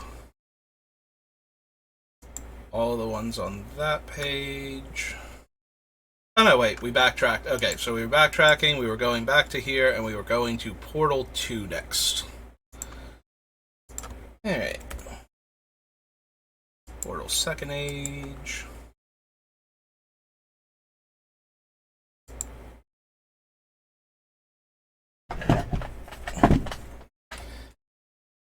Attacks and isn't blocked. Your opponent chooses and discards a card from their hand.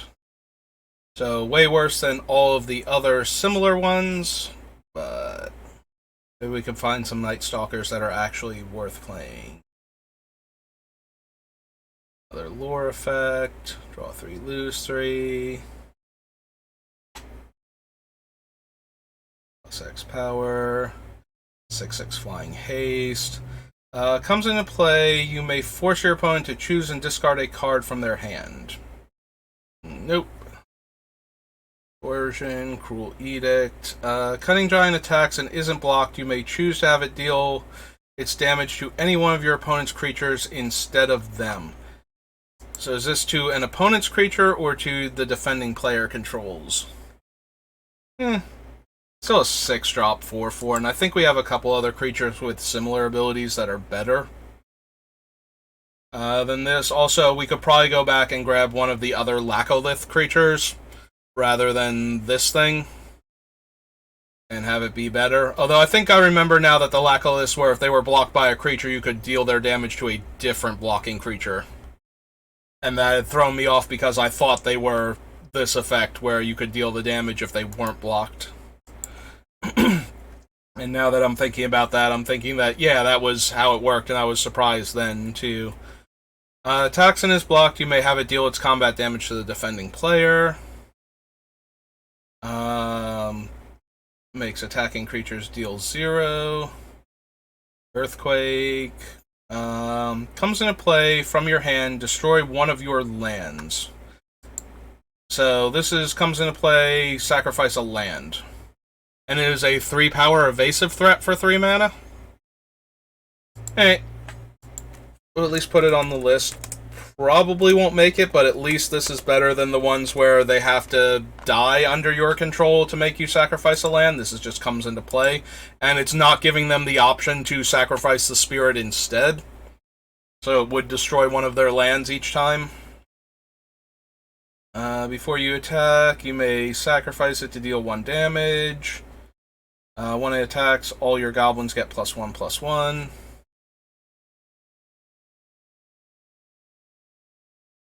Oh yeah, no, Tinker seems like a degenerate card to have unbanned. It's definitely, people are already already running tons of artifacts anyway, so if you're anywhere near blue in your deck, like even if you can trade out your commander for a similar one with blue,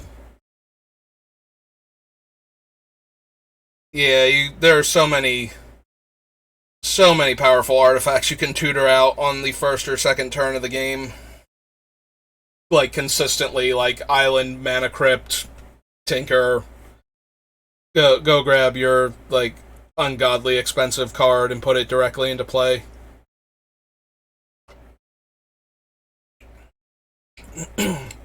Runs into basically the same reason why Channel, except that instead of needing to draw the card and channel, you need to draw a Tinker and any cheap artifact instead, and you get the same, like, giant unstoppable killing machine in the first turn of the game. Lore is 4 cards, then discard 3 cards at random. Mountain Walk, Piker, Raider. Choose one of their creatures. Only that creature can block this turn. Deals damage equal to the number of goblins you have in play to your opponent. That is a reprint, right? Goblin Warstrike was in, like, Onslaught block or something. I feel like I've seen that card before. Yeah, it's Scourge. Okay.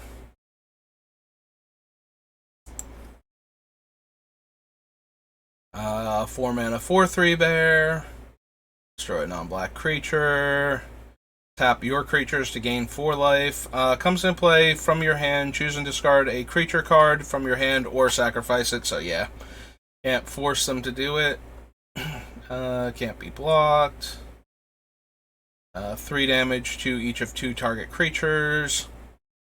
4 damage and you gain 4 life. 5 damage. Lone Wolf reprint. Is a 3/1 when it attacks. 2/1 Forest Walk. Comes into play, deals 2 damage to each creature and each player. I'm pretty sure that was a reprint, and we weren't super thrilled with it then. I just wanted Massacre Worm at that point, if I was going to bother running it. And then we put Massacre Worm on the list, so 4/4, 1/1 rat, gain 8 life. For a forest card, put that into play. Oh, it's actual Nature's Lore, like straight up reprint. Power equal to the number of creature cards in your graveyard. Norwood Priestess, the variant on Elvish Piper. That only works on green creatures and only on your turn. Still one of the more expensive cards from Portal 2, so just for that reason. Can't be blocked by more than 1. It's +1/+1 when it is blocked. 4/4 giant. Comes in play, destroy any 1 land. Okay. Unaffected by summoning sickness. Can't block. 4/5. Comes into play from your hand. You may force your opponent to destroy one of the creatures they can. So target opponent sacrifices a creature. That's something we want to actually give out. Has fear, or has super fear, because no artifacts. Swamp Walker. Destroy all your opponent's creatures and lose 2 life for each creature. Raised Dead. Oh, is actually Raised Dead. Okay. Ravenous Rats. Attacks and his block gets +2/+2. Relentless Assault reprint. Shovels creatures from our graveyard back in. Blows up our swamps to get, the creature type Night Stalker back. 3/3 Island Walk. Card from our graveyard on top of our deck. So far, nothing. Power equal to the number of rats you have in play. Attacks in his block, destroy all creatures blocking it before they deal damage.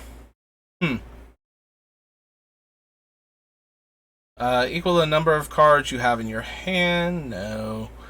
Tree Monkey has reach. Tremor. Comes into play from your hand, you lose 4 life. As a 4-power flyer. Okay. Like, I already put the Necrogen Scooter for a similar reason, because it is a small aggressive flyer that we can give away to deal damage to our opponents, and then force them to deal damage to our other opponents. So this just seems like a better version of that. They are losing more life and is attacking for more damage for 1 more mana. And Wildfire reprint. Okay.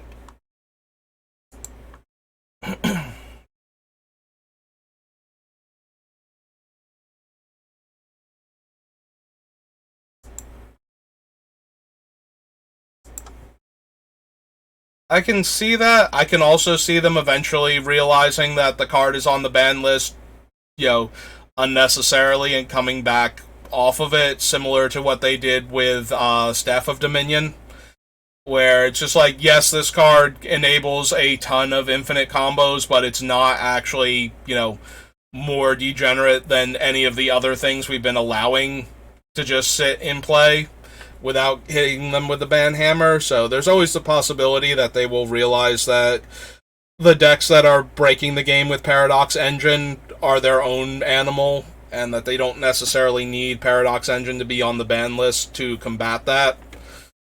But maybe not. So, yes, while it is okay to be worried about other cards getting banned just because they make, the Commander ban list committee sad, doesn't mean that they also might not realize that the card is not as powerful as they were giving it credit for, just because some players were occasionally doing insane degenerate things with it, and that it's not any worse than any of the other combos that are out there in formats again. 3 Kingdoms.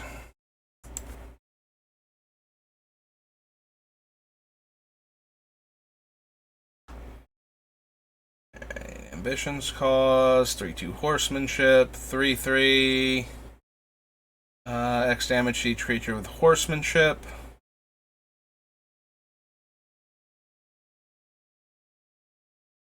Deals 5 damage to your opponent. On your turn, before you attack, you may tap to have an opponent discard 2 cards. 3/3 comes into play, lose 3 life, and is actually basically unblockable. Oh, but he's legendary, right.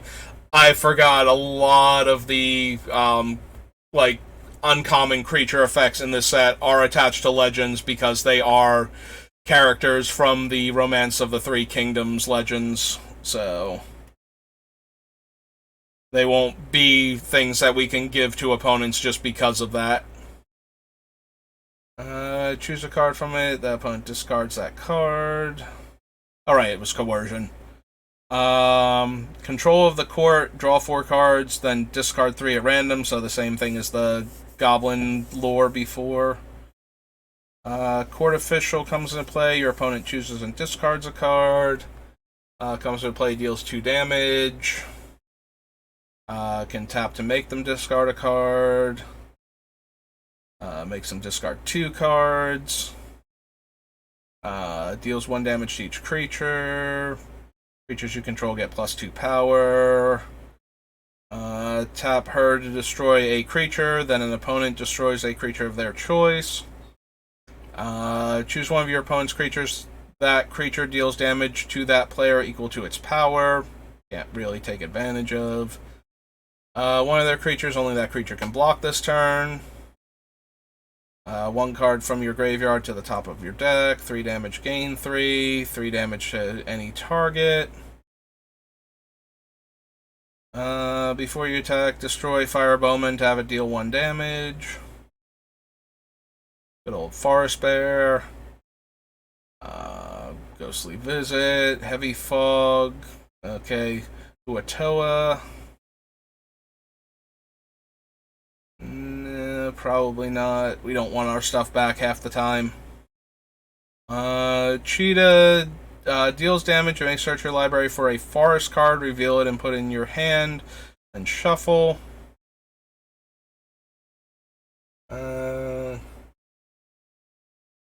Uses one of their sacrifices a creature. It's an edict, and I'm trying to read it. Like I'm trying to parse it.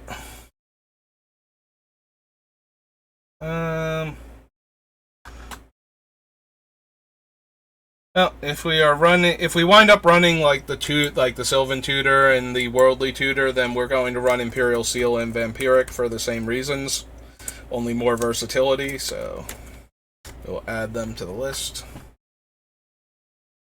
4/3 Horsemanship can assign damage as though it weren't blocked. 4/3 Horsemanship Haste. Attacks and no other creatures do. Can't be blocked.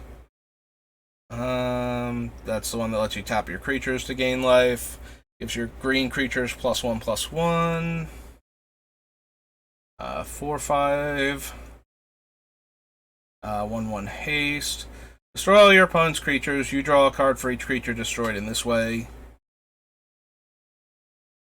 Any one creature that isn't black and gain 3 life comes into play. Destroy any one land. Untap all. Oh, it's Relentless Assault. Okay. Unaffected by Summoning Sickness. That's a Raised Dead. Riding the Deluge Horse. I never realized, because I'm so used to the old, like, revised era wordings where they would just say, like, you would have, like, the shade and it would say black, +1/+1, and the until end of turn was implied. I had always missed that riding the Deluge Horse actually just permanently gives the creature +2/+2 in horsemanship. Like, it's until the creature leaves play, so it continues functioning after the turn that you cast it.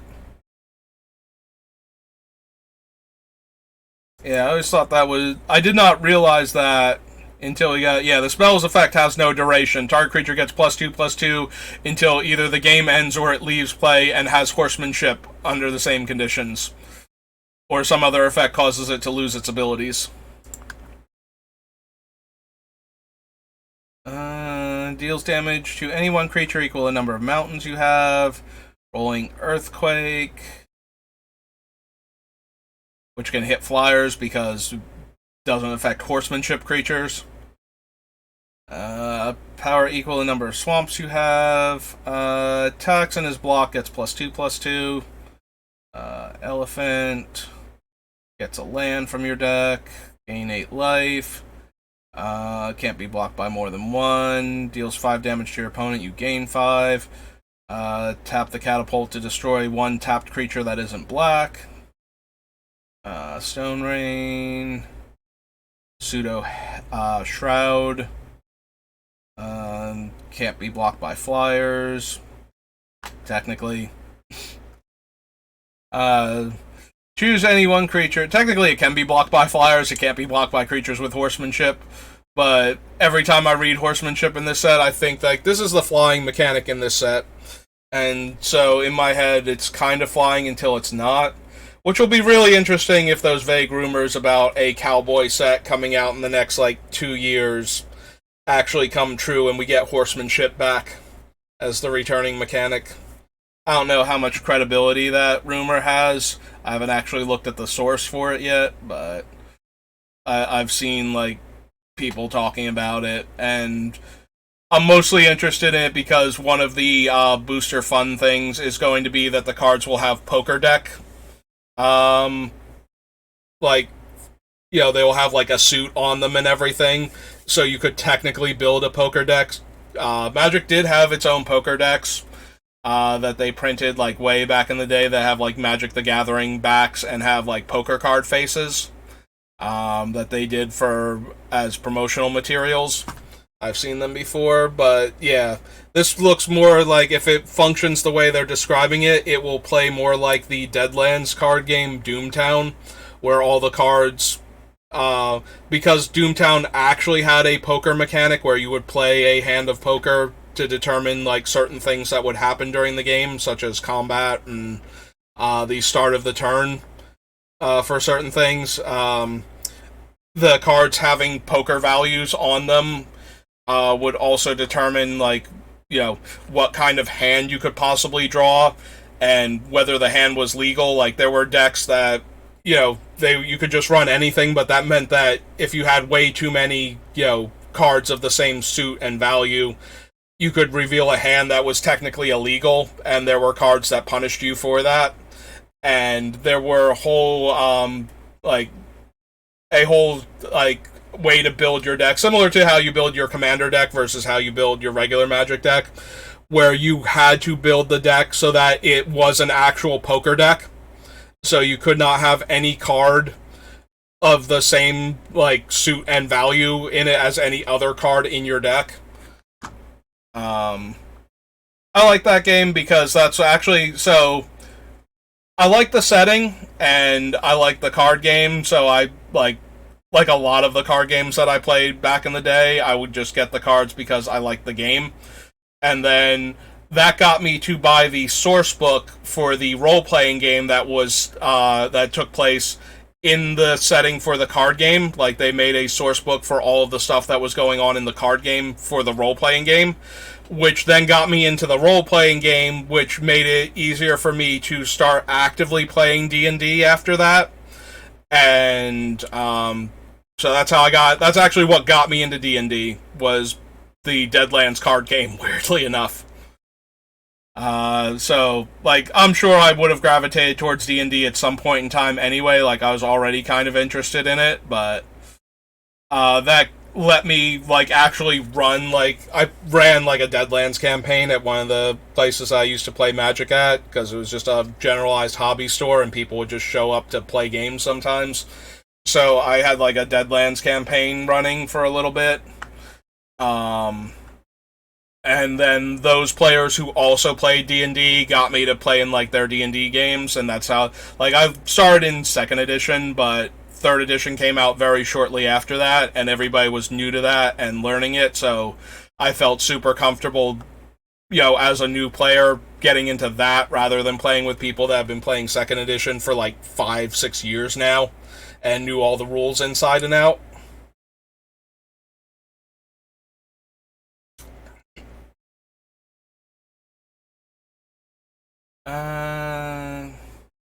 Alright, so Taoist Hermit can't be the target of... Yeah, I said Shroud, which it is. It's actually hexproof, looks like. Functionally. Yeah, okay, Taoist Hermit has hexproof. I thought it had Shroud. I thought it couldn't be chosen as the target for anything, but... it's just that opponent's control. Choose any one creature this turn. All creatures... Oh, Taunting Challenge is the lore effect similar to the other things from the other sets. Gets a forest from the deck. Cheetah attacks and his block gets +1/+1. Jackal's just a 1/2. Destroys a horsemanship guy. Warrior's Oath is the last chance, which is in turn the I'm blanking on the name. Final chance or whatever, Final Fortune from Mirage, the extra turn and then you lose the game card. Comes into play, opponent chooses one of their creature. Oh, comes into play, target opponent sacrifices a creature, so no. Horsemanship. Successfully damages an opponent, they choose and discard a card from their hand. Again, it's just a worse Abyssal Spectre. Although it's not worse. Horsemanship basically makes it unblockable. Naturally. So whoever we give this to, it's almost impossible for them to block. Alright, for that reason alone, I'll give the Night Raiders a chance. Probably won't make it, but certainly a Saboteur. Like, it's a Saboteur that we never actually have to make unblockable, except, in the rarest of circumstances. Bunch of horsemanship creatures. +4/+4 until end of turn. Wolfpack is the can assign damage equal to its power. Zhao Dun, one of my favorite cards from this set, because it has an absolutely unique effect that no other card quite does. And so, with all of the cards in Magic, when you find a card that just does something nothing else is actually doing, it's so rare in this game. And the fact that they have never printed another black creature, just printed a 2/2 flyer for 4 mana that can sacrifice to get a black card from your graveyard back to your hand. Pulling cards from the graveyard to the hand is kind of a black thing, in that it can always get creatures. Getting any card is more green than black, which is probably why we have never seen another card like this. But it's close enough to being in black's part of the color pie that I think they could have gotten away with it. And the fact that we have never seen another card like Zhao Dun kind of surprises me because of that. He taps to give a creature +2 until end of turn. Can't block. Also can't block. But they have horsemanship. And 2/2 can't block. Recruits can't block. A lot of creatures in a row that can't block. All of the yellow scarves, and then this guy, who's just too new and can't figure out how to block yet. Each creature can't be blocked by more than one creature, as long as it's in play. Infantry attacks and no other creatures can't be blocked. All your other creatures get +1 power when it attacks. Damages a player, they choose and discard a card. And all of the Zodiac creatures. So almost all of the Zodiac creatures, except for the dragon itself, are landwalk abilities. So I don't think we really need any of them. It is one of the few planeswalk creatures, is the Rooster, I believe. The Rooster in white. I guess the Rooster was in white. For some reason, I thought the Rooster was in green and had Planeswalk. Horse has Island Walk, Ox has Swamp Walk, Monkey has Forest Walk, Rabbit has Forest Walk, Rat has Swamp Walk. I think the Rooster... Oh! Zodiac Rooster. There he is. 2/1 Planeswalk. For some reason, I could not realize that we had not alphabetically gotten to the Zodiac Rooster yet to see that it had Planeswalk. And the Mocking Sage can't be blocked by horsemanship creatures and can't be the target of opponent's spells or abilities. Alright, so fun story time, since we passed Zodiac Dragon, and this is one of my favorite stories. So Zodiac Dragon is one of the most expensive cards from Portal 3 Kingdoms, aside from the actual good cards in it. There are rumors that there was a specific person out there that was trying to collect all of them. I don't know how true those were, but Zodiac Dragon had a very hefty price tag. Back during, even during, Ravnica era, when I was starting to put together my set of everything and I wanted one of every card. So finding a Zodiac Dragon at a reasonable price was surprisingly difficult for how bad this card is. So Zodiac Dragon is a 9-mana 8/8, and if it dies, it goes back to your hand. Some people thought that it was because of the wording on it, because it says if it is put into your graveyard, you may return it to your hand, so they thought it was like Squee, except immediate, which would allow it to go infinite with anything that discarded a card from your hand for value, but that was never actually a thing on it. Its actual wording is when it dies, you return it to your hand. So I got mine because I was looking for Magic the Gathering cards in general, and was just going through the list because I needed so much stuff at the time that I was just looking for cards. eBay was still a relatively new concept to me, so I was always like bargain hunting just through like Magic the Gathering, like just search Magic the Gathering and see what I find. So I found a Zodiac Dragon that was at $50 that was ending very soon and had no bids on it. And the reason that it had no bids on it was not because the person that was selling it was like a bad eBay or anything. They actually had 100% feedback. They had spelled Zodiac with a K. So that's how I got a $50 Zodiac Dragon, back when Zodiac Dragon was like a $150 plus card. And you couldn't find them anywhere. Good times. That was my fun Zodiac Dragon story. Alright, we made it through all of the portal sets. I've been going for like 3-ish hours now. Okay, let's double check uptime, make sure how long I've been at this. Only 2 hours and 50 minutes. Okay, we can do like one more set, I guess.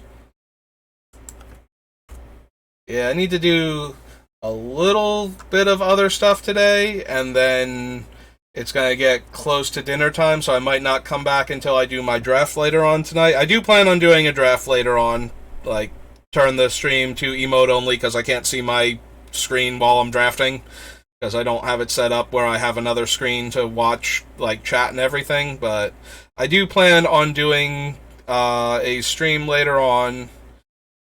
Ah, cool. We're all the way down to Prophecy, where I'm going to draft the Baldur's Gate Alchemy set, because it is the new set and is the ranked set for Magic Arena, and therefore I can actually do that, and it's relevant to some people. And it's also the thing that gets the most views on my YouTube channel, and the only thing that has ever gotten me a like on YouTube was my one Baldur's Gate draft.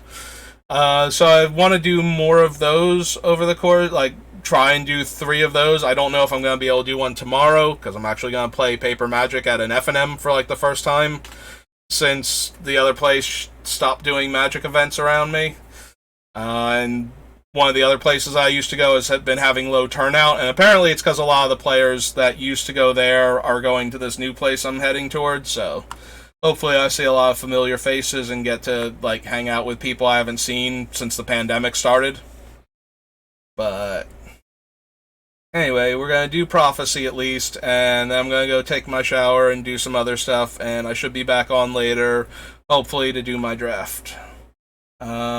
Is a 6/6 flyer, is an 8/8 trampler, and is a 6/5 fear, and tap to destroy a creature. All of them are okay, and aside from the Avatar, all of them are like kind of not what we're planning on doing, so yeah. I mean, opponent having 7 or more lands is not unreasonable. 4 or more creatures more than us actually seems very plausible for the Avatar, because I primarily only want to have like the Beamtown Bullies and like maybe 1 or 2 other creatures. So both of them, we might come back to the whole Avatar cycle at this point. We definitely want to put our own stuff in our graveyard and then try and get it back in there when we give it out. Man, Prophecy, one of the worst Magic sets ever, and we've got 3 creatures that I'm just like, they might all kind of make it into the deck, because they are also like large evasive threats. Like if we can't cast them for their extremely discounted cost, we can still discard them and give them out, and one's a 6 power flyer, one's an 8 power trampler, and one's a 6 power fear. And if we are protecting our thing properly, they won't be able to Avatar of Woe it down. So maybe. You know what? I'm in. We're gonna put them on the list, and we'll see if we wind up actually caring about any of them. So they're avatars of Fury, Might, and Woe. Fury, Avatar of Might, and Avatar of Woe.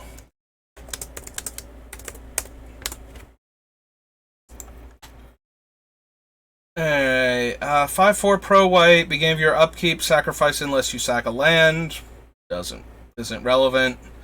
Oh yes, the mercenary that lets you sacrifice land rather than pay mana to get 2 drops. Yeah, Prophecy was bad because it wanted you to sack all of your lands or tap out every single turn back when mana burn was a thing.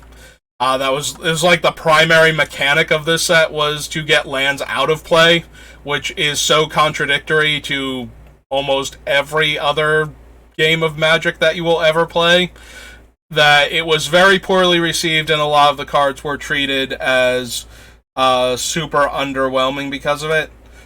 Branded Brawlers can attack if defending player controls an untapped land and can't block if you control an untapped land, so... Yeah, for a minute there, I thought you had to sacrifice a land for it to attack. That's why I even bothered starting reading it. But then I read it, and then it was even more underwhelming. I was going to say, if it was sacrifice a land in order to attack, because a lot of things in this set make you sack lands for effects, would still be terrible because you cannot force players to pay cost to do the thing. So, if we gave them Branded Brawlers and said they have to attack if able, they are not forced to... if the cost was sacrificing a land to attack, they're not forced to pay that cost, so they don't have to do the thing. Activated abilities on a rebel cost an additional sacrifice a land. Didn't really stop Lin Civi. Like, nothing was stopping Lin Civi. It's a nice attempt, but the card that actually hates on her hard enough to actually do anything to the Rebels deck is actually the black card that we'll get to. That is both a rebel and a mercenary. Lets you destroy only your opponent's enchantments if you're tapped out. So, kind of an okay card if you want an enchantment sweeper, because it will ignore your stuff if you don't mind tapping out the turn that you use it. Let's see, regenerate it, and whenever it deals combat damage to a player, that player discards a card. Giant Chia Turtle. One of my favorite cards in mono red aggro at the time.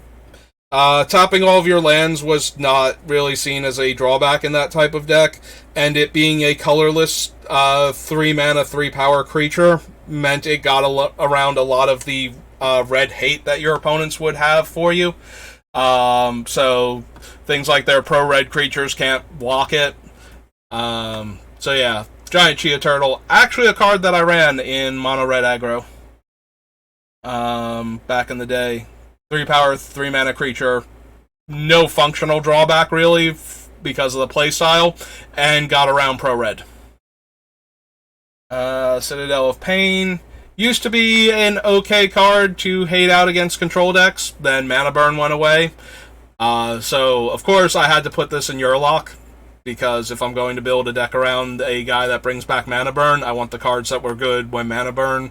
Not even good, though. This card was, like, kind of mediocre, actually, but it is one of the cards that, when I saw Urlock, I was like, I want cards like this in the deck, too.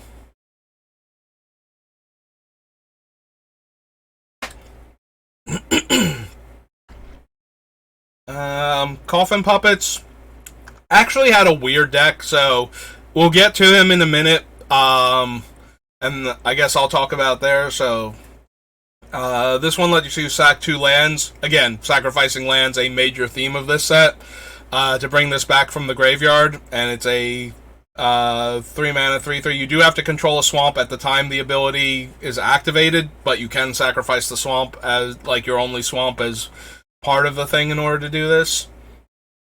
5 mana 2/2 that let you tap it and sacrifice any number of lands to put counters on it. Costs you 2 green as an upkeep cost. Dealt damage to a player. You would gain 2 life unless they paid an additional 2. Destroys a land and its controller loses 2 life. Destroys a land and deals 1 damage to each creature and each player. Whenever a creature card comes into play, its controller puts a creature token... Oh, right, it affects all players. That was the problem with dual nature. That's okay, Comet. Lurk away.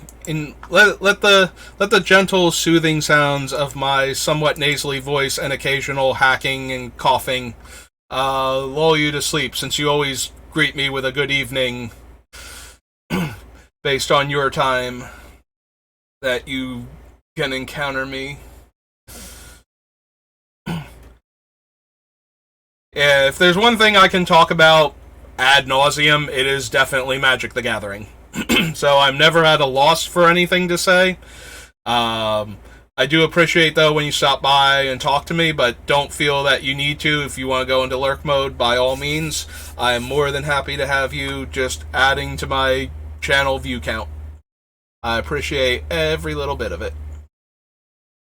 Sack of Land gets +2 in first strike. Has Fear, as long as you control no untapped lands. Attacks or blocks, flip a coin at end of combat. If you lose the flip, an opponent gains control of it.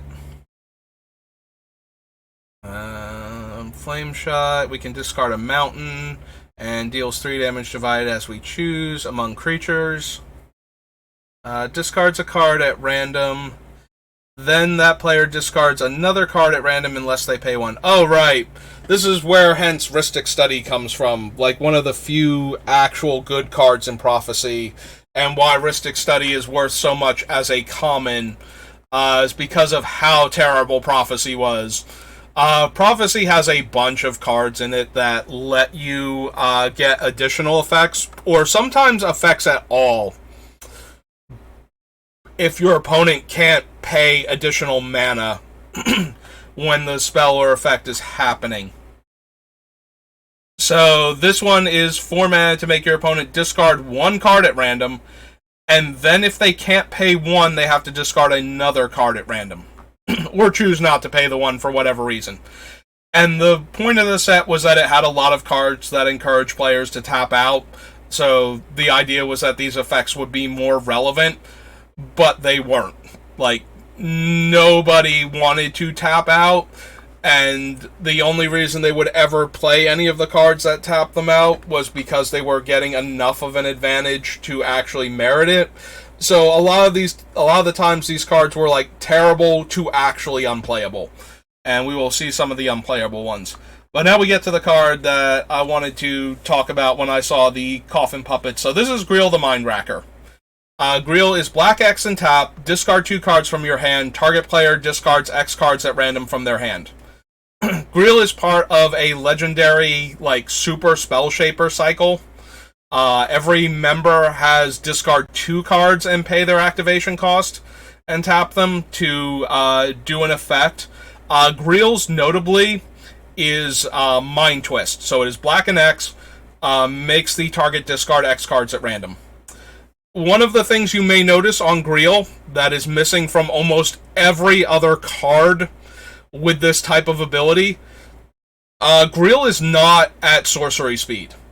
You can activate Greel during your opponent's draw step, and the opponent will have to discard the cards unless they are instants or cards with flash.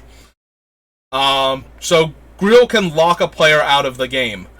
At the time that Greel was in Standard, there was a point in time where he was legal, where the only 2 cards that could kill him at instant speed, because a lot of the red burn at the time was either sorcery or shock, like, so 3 damage at sorcery speed, or, like, was too low damage. Most of the black removal was target non-black creature. So there were literally only 2 cards that could kill Greel at instant speed. And neither of them were, like, one of them was seeing a little bit of play, and the other one was seeing, like, no play at all. So I built a Greel the Mindracker deck that uses Squee Goblin Nabob as one of the cards that you are discarding. So if you got at least 1 Squee, you would get your draw step plus Squee, and then you would be able to discard the 2 cards every turn to keep the opponent from doing anything. So if you could get Greel out fast enough and set up this combo, your opponent would have no way to kill him after the first time he activated. You would get your opponent's entire hand normally, and then you would get their draw step for the rest of the game, and then it was just a matter of doing other stuff. So Coffin Puppets being a 3/3 creature that you could put into play by sacrificing 2 lands, it does eat into what Greel's, like, X can be, but realistically, once you are set up, X only needs to be like 1. most of the time, maybe 2 if they're playing blue. They could draw 2 cards in response to you making them discard 1 at random. But yeah, that was like the only realistic thing that they could do there. So Greel would actually lock players out of the game. I had like mild success with the deck. It was still a bit convoluted, and Greel was still vulnerable for like 1 turn cycle when you cast him. But yeah, I had a deck, and I had 4 foil Greel the Mind Rackers at the time, so even back then, I tried to get foils of cards that I was playing with, especially. But I was like the guy that always was interested in what foils you got, and if you were trading them. Like, I love foil cards. Something shiny just triggers the magpie part of my brain and makes me want them. So, even back then, I still have all 4 foil Greel the Mind Rackers, because nobody else wants this card, and I love him too much to ever part with him at anything close to the price that he goes for. So, yeah. So that's my story about Greel the Mind Racker, and why he's one of my favorite cards. That is not actually a good card, but at the time, he did way more than you would think he would be capable of, so...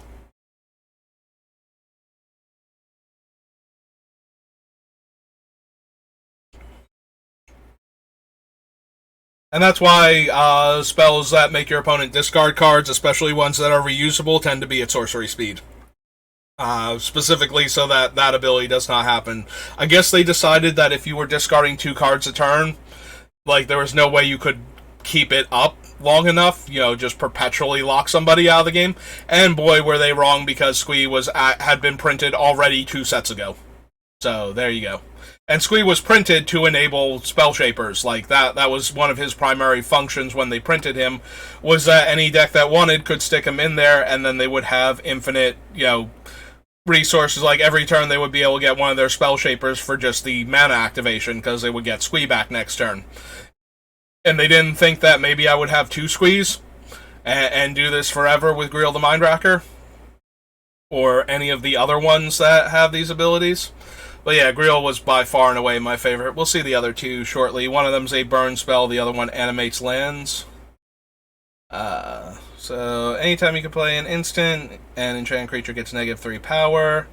Can't attack or block unless you tap an untapped creature you control. So that falls into the category of, if we give it away, they're not forced to attack with it. They don't have to tap their creature. Beginning of each player's upkeep, that player puts the top card of their library into their graveyard and gets X/1/1 minions, where X is the spell's CMC. 2 damage to each creature that was dealt damage this turn. So, Jol Rael, Empress of Beasts, also shows up in the M set, where we got the Teferi that has Flash and can activate his abilities on your opponent's turns, and has like the loot and the phase out a creature. Like, she and Teferi have some history. I did not read the story to know what that history actually is. And she was not a major player in the actual Prophecy book, I don't think. Maybe she was. Maybe I didn't read that one, because I read a bunch of the books about the Weatherlight Saga. I was fairly up to date on the stories. So I might have just skipped over and gotten the general impression of this story. I might have missed this particular entry. But I don't remember Jol Rael actually being super relevant to the storyline. But yeah, she is like more important to Teferi's personal story, and therefore showed up with a different card. But she discards 2 cards, and until end of turn, all lands target player controls are 3/3s, which, allows you to lopsided Armageddon people with creature removal, like wrath effects and whatnot. You discard 2 cards from your hand and spend 3 mana, and all of target players' things are. This is also a hilarious card for threat of activation against wraths in your super heavy creature decks. It's like, go ahead, wrath the board. I have Jol Rael, active and 2 cards in my hand. You cast this wrath, you are losing all of your lands. Whoever wraths the board first loses everything they got. So it either has to like Plague Wind me, so that I don't get to do that, or you have to kill Jol Rael first. Or you have to be willing to get, have all of your lands obliterated. Whatever. I'm not concerned. I just played this card because of... So yeah, every time I almost put Joel Rael into the deck, it's because of that. It's because I want to be able to threaten to kill all of the lands of the person that rafts my board first. Gives enchanted creature the ability to regenerate. Lets you sack 2 lands to destroy 1 land. 0-3 trample, can't block.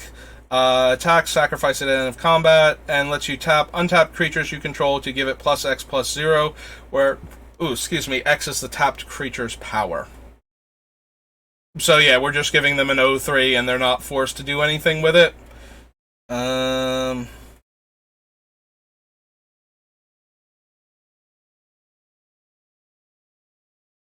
Gets +3/+0. Keldon Fire Bombers is one of those things you will see in very, very potent land destruction decks. It's very, very unpopular in my particular play groups. To like I've had decks that Armageddon a lot, and I don't really play those decks anymore.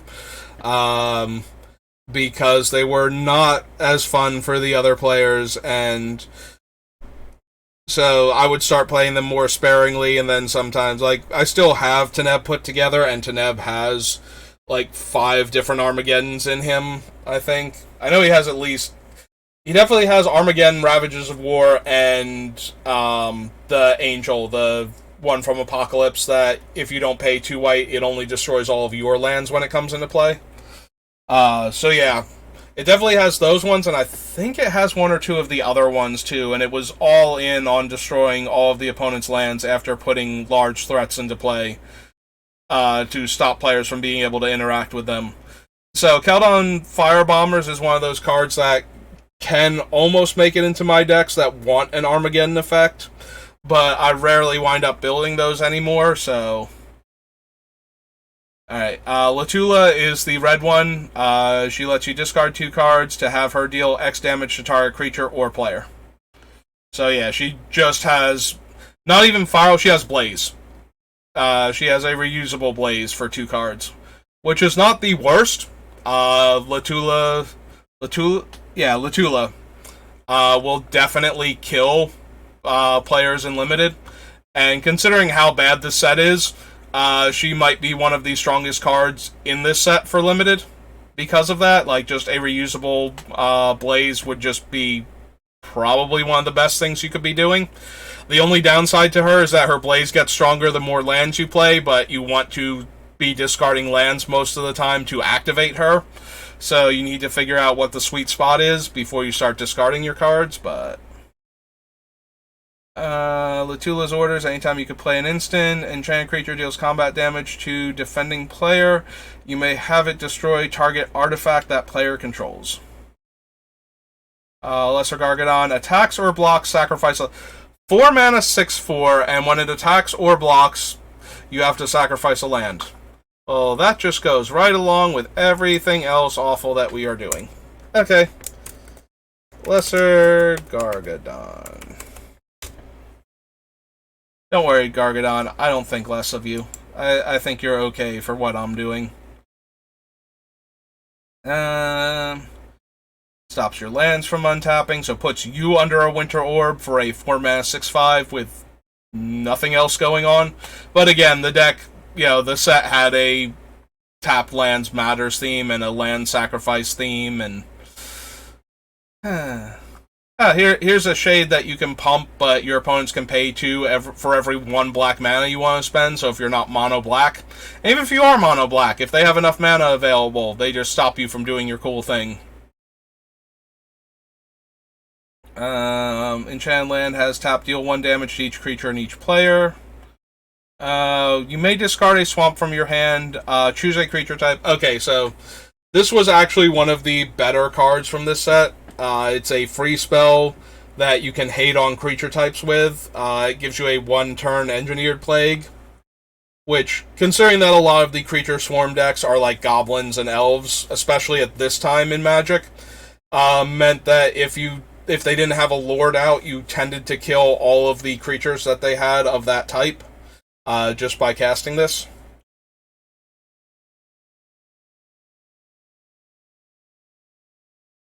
So again, probably one of the better cards from this set. It also killed all of the X1 flying, because there were 2-1 flying pro red and 2-1 flying pro black rebels.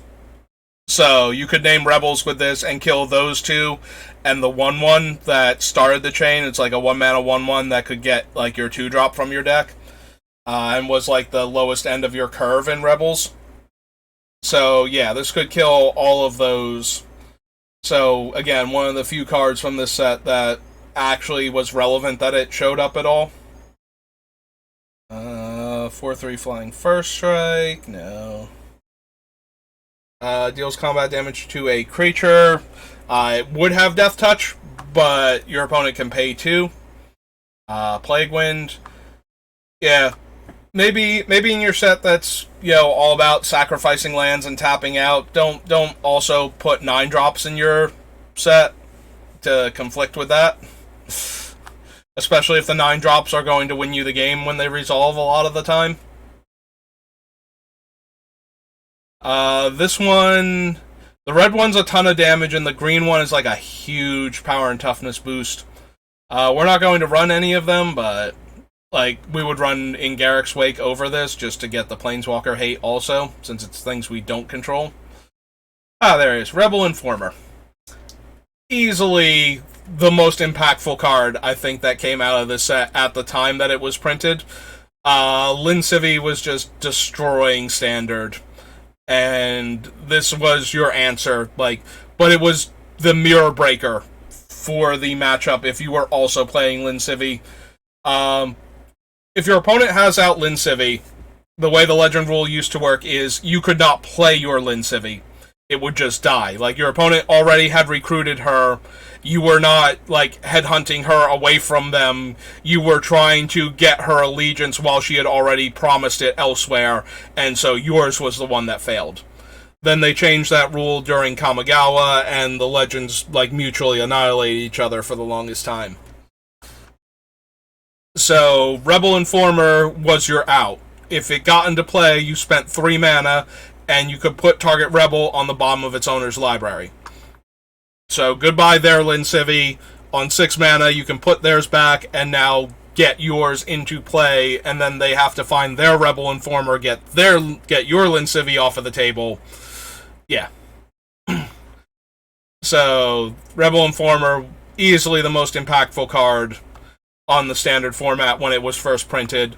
Then other cards would do things after Lin Civi finally stopped being the defining thing in the format. I'm pretty sure she got banned from Standard. She very obviously got banned from Block Constructed because there was no point in doing anything other than Rebels in Mass Block Constructed. I mean, there's barely any reason to do anything before she got printed with just Mercadian Masks, and then afterwards, just all in on her every single time. Here come the actual Ristic cards, the one that's specifically say they, do nothing when opponents pay mana a lot of the time. So this one lets you tap for mana, and then your opponent may pay 1. So this one has weird errata on it, I think, still. Oops, I clicked off of it instead of clicking on it. If a player pays 1, Ristic Cave does not produce any mana, is not considered to have been tapped for mana. Things which trigger off of land being tapped for mana will not trigger. There it is. It has to activate only as an instant. So it gets that for the same reason that Lion's Eye Diamond can only be activated as an instant, because if you tap Ristic Cave as part of the casting of a spell, and you don't have the mana to pay for the spell anymore, and your opponent pays the 1, then the spell retroactively isn't cast, and it untaps the other lands that were used to tap the mana. And yeah, it creates some weird interaction. So basically they had to change it so that you would know if you were getting the mana from it first before you could cast the spell. Yeah, specifically you can't activate it during the casting of a spell. This prevents you from getting into a position where somebody paying 1 could stop you from having enough mana to pay for the spell. If you want to use it to pay for a spell or ability, you need to use this card before you start casting or activating. So yeah, that is Rhystic Cave, one of the weirdest Rhystic cards because of how it functions. 4 damage to target creature or player unless they pay 2. If they do, it only deals 2 damage. Unless a player pays 3, they lose 5 life. And you notice that there's no, like, this one gets smaller. Rhystic Lightning gets smaller in its effect. Rhystic Siphon does actual nothing if your opponent pays 3. Like, your spell has a built-in reverse mana leak attached to it, where if your opponent can pay 3, your spell is countered. Similarly, Rhystic Tutor. Even if this thing costs 1 black at instant speed, like, any player may pay 2. If they don't, you get to search your deck for any card. If they do, you get actual nothing. This is a rare. This is, if people remember Prophecy poorly, it is for effects like this. Like, where your opponent can pay some amount of mana, and your card does actual nothing. Like, you spent a card, they spent mana, and no cards, and they got to counter your spell for free because you cast the spell in the first place, basically, just for the mana payment. And this is obviously infinitely worse in Commander, where you have multiple opponents who can choose to pay.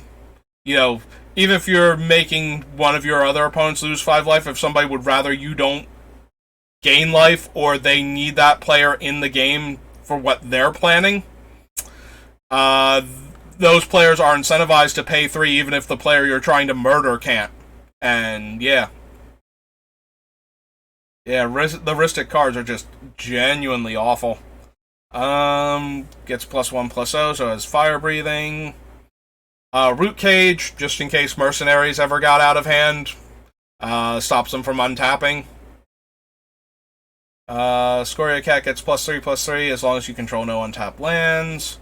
Shuffle your graveyard. Opponent chooses a card from it at random. If that card is a creature card, you put it into play. Otherwise, remove it from the game.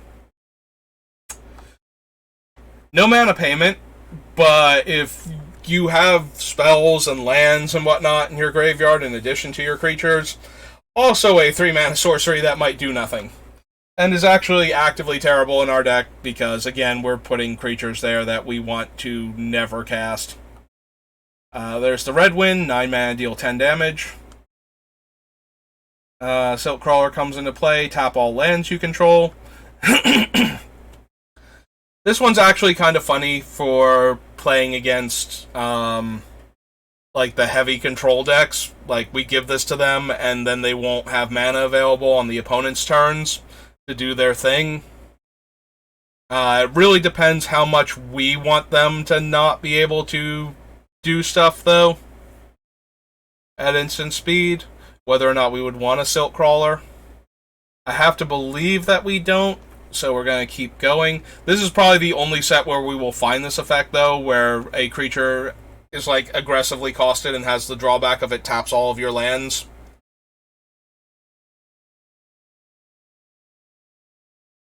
But I don't think we need this effect for what we're doing.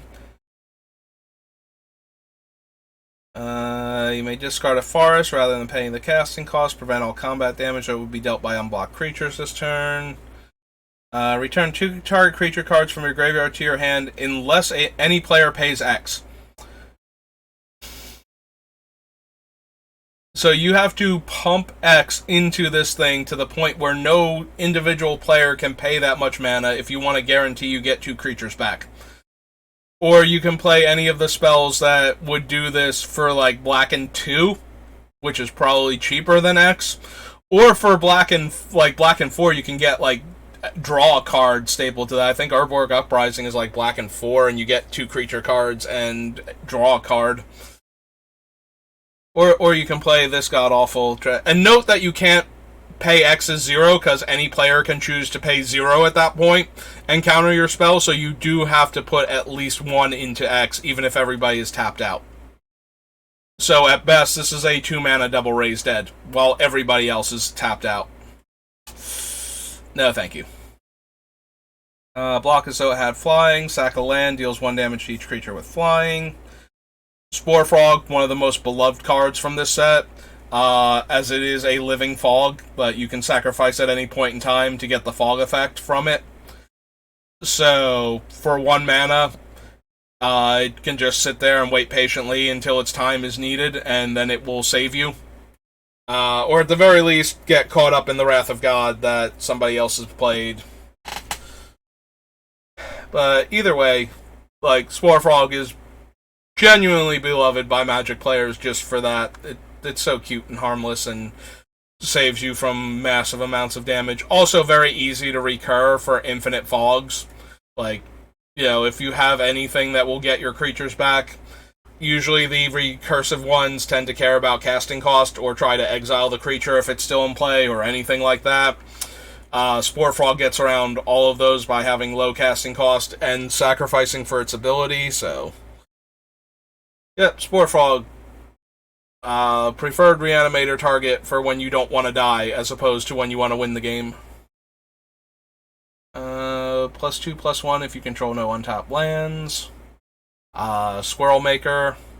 Steel Strength. So this is the first time I think we ever got one of these effects. Excuse me.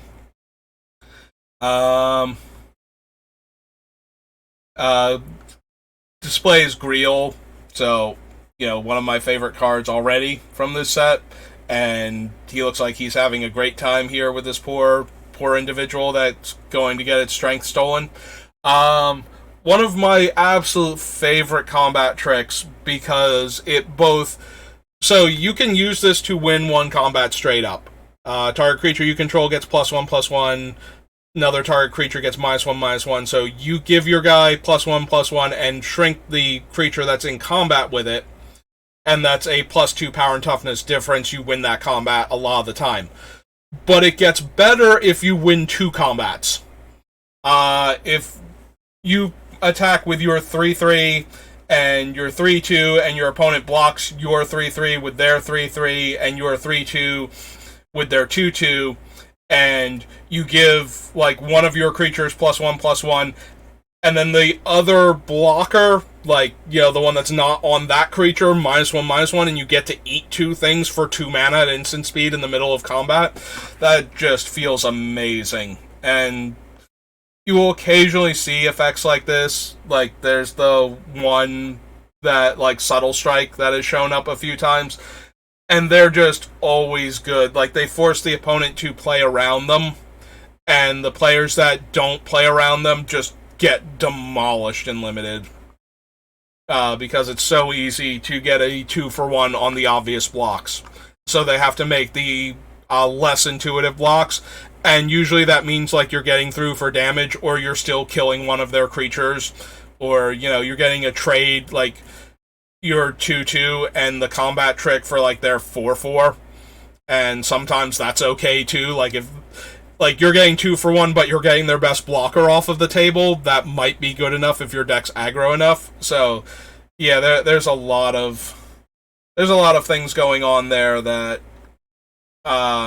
make, when these things are low casting cost and just have the most basic of the effect, like +1/+1 and -1/-1, just so good sometimes. Thresher Beast becomes blocked. Defending player sacrifices a land. 4 is a lot more than 2, but it's still not anywhere near good enough. +1/+1 on each of X target creatures. Land taps to pump. Can attack if defending player controls an untapped land. It can't block if you do. 5 mana 4/3 Trampler that opponents can pay 3 to make it lose Trample, because it needs a drawback. Like, you spent 5 mana on a 4/3 Trampler, it needs to be worse. Vitreous Snapper can't be the target of spells or abilities as long as you control no untapped lands. Vitalizing Wind gives all of your creatures +7/+7. So, no trample. So, your opponent can, in fact, chump block all of your stuff, but if you have more creatures than your opponent, usually you win the game. So, it's at instant speed, so if you attack with 9 mana up, and the opponent just assumes that you're going to post-combat wrath the board or something. That's why you're attacking with all your dumb little creatures. They may be surprised by how dead they are after combat. When they block all of your stuff and all of a sudden they get plague winded instead. And they might take like 8 damage from the 1/1 that didn't get blocked and be almost dead and have no blockers anymore.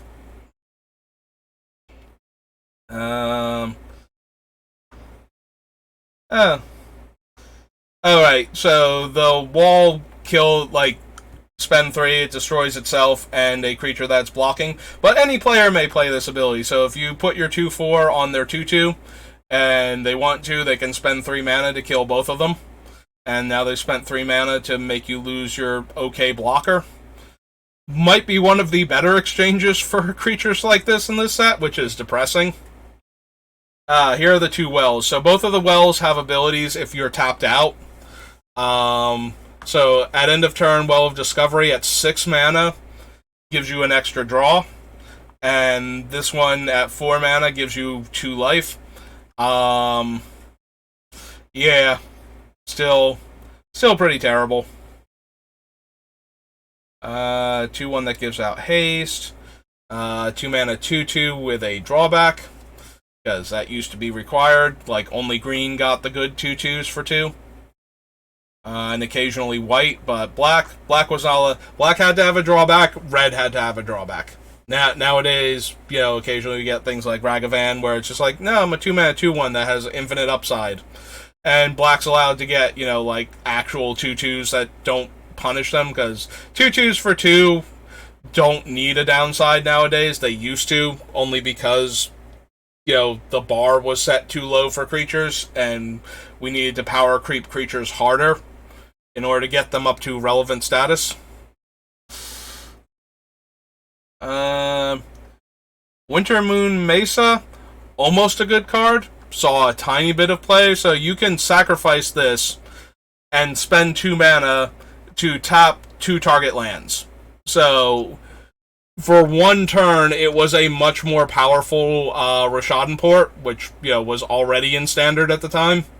So Winter Moon Mesa got looked at for that. I don't think it ever actually saw any play after the initial hype for it died down.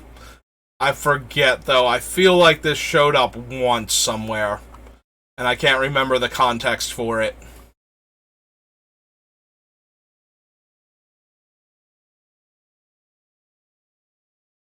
And Minotaur, who is a 4 mana 3/3 with first strike, and your opponent can pay 2 and take away its first strike. Poor Minotaur. Like, it barely had anything going for it, and prophecy mechanics gotta be so rude. Alright, so that was Prophecy. Let's go. Ravnica Allegiance, and Ravnica City of Guilds, and Return to Ravnica. So what's our uptime now?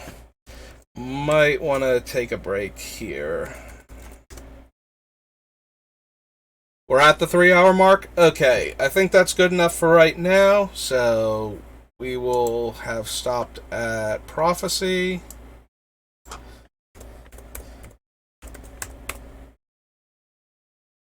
Give that a quick save. Alright, so like I said, I should be back on later. Most likely it will be to do a draft, so I will have the chat in emote only mode since I can't see my own screen. But I do want to get some more drafts up onto the page to get more traffic on my YouTube channel. So if I have enough time, I might come back and do another set or 2 before then. If I don't, though, thanks for stopping by and watching this video, and thank you again to Comet of Legends for coming in and giving me something else to talk about besides whatever rambly story I happen to remember as I see cards as I'm going down the list. So, thank you for watching. I've been Saber, and I will see you next time. Have a good day.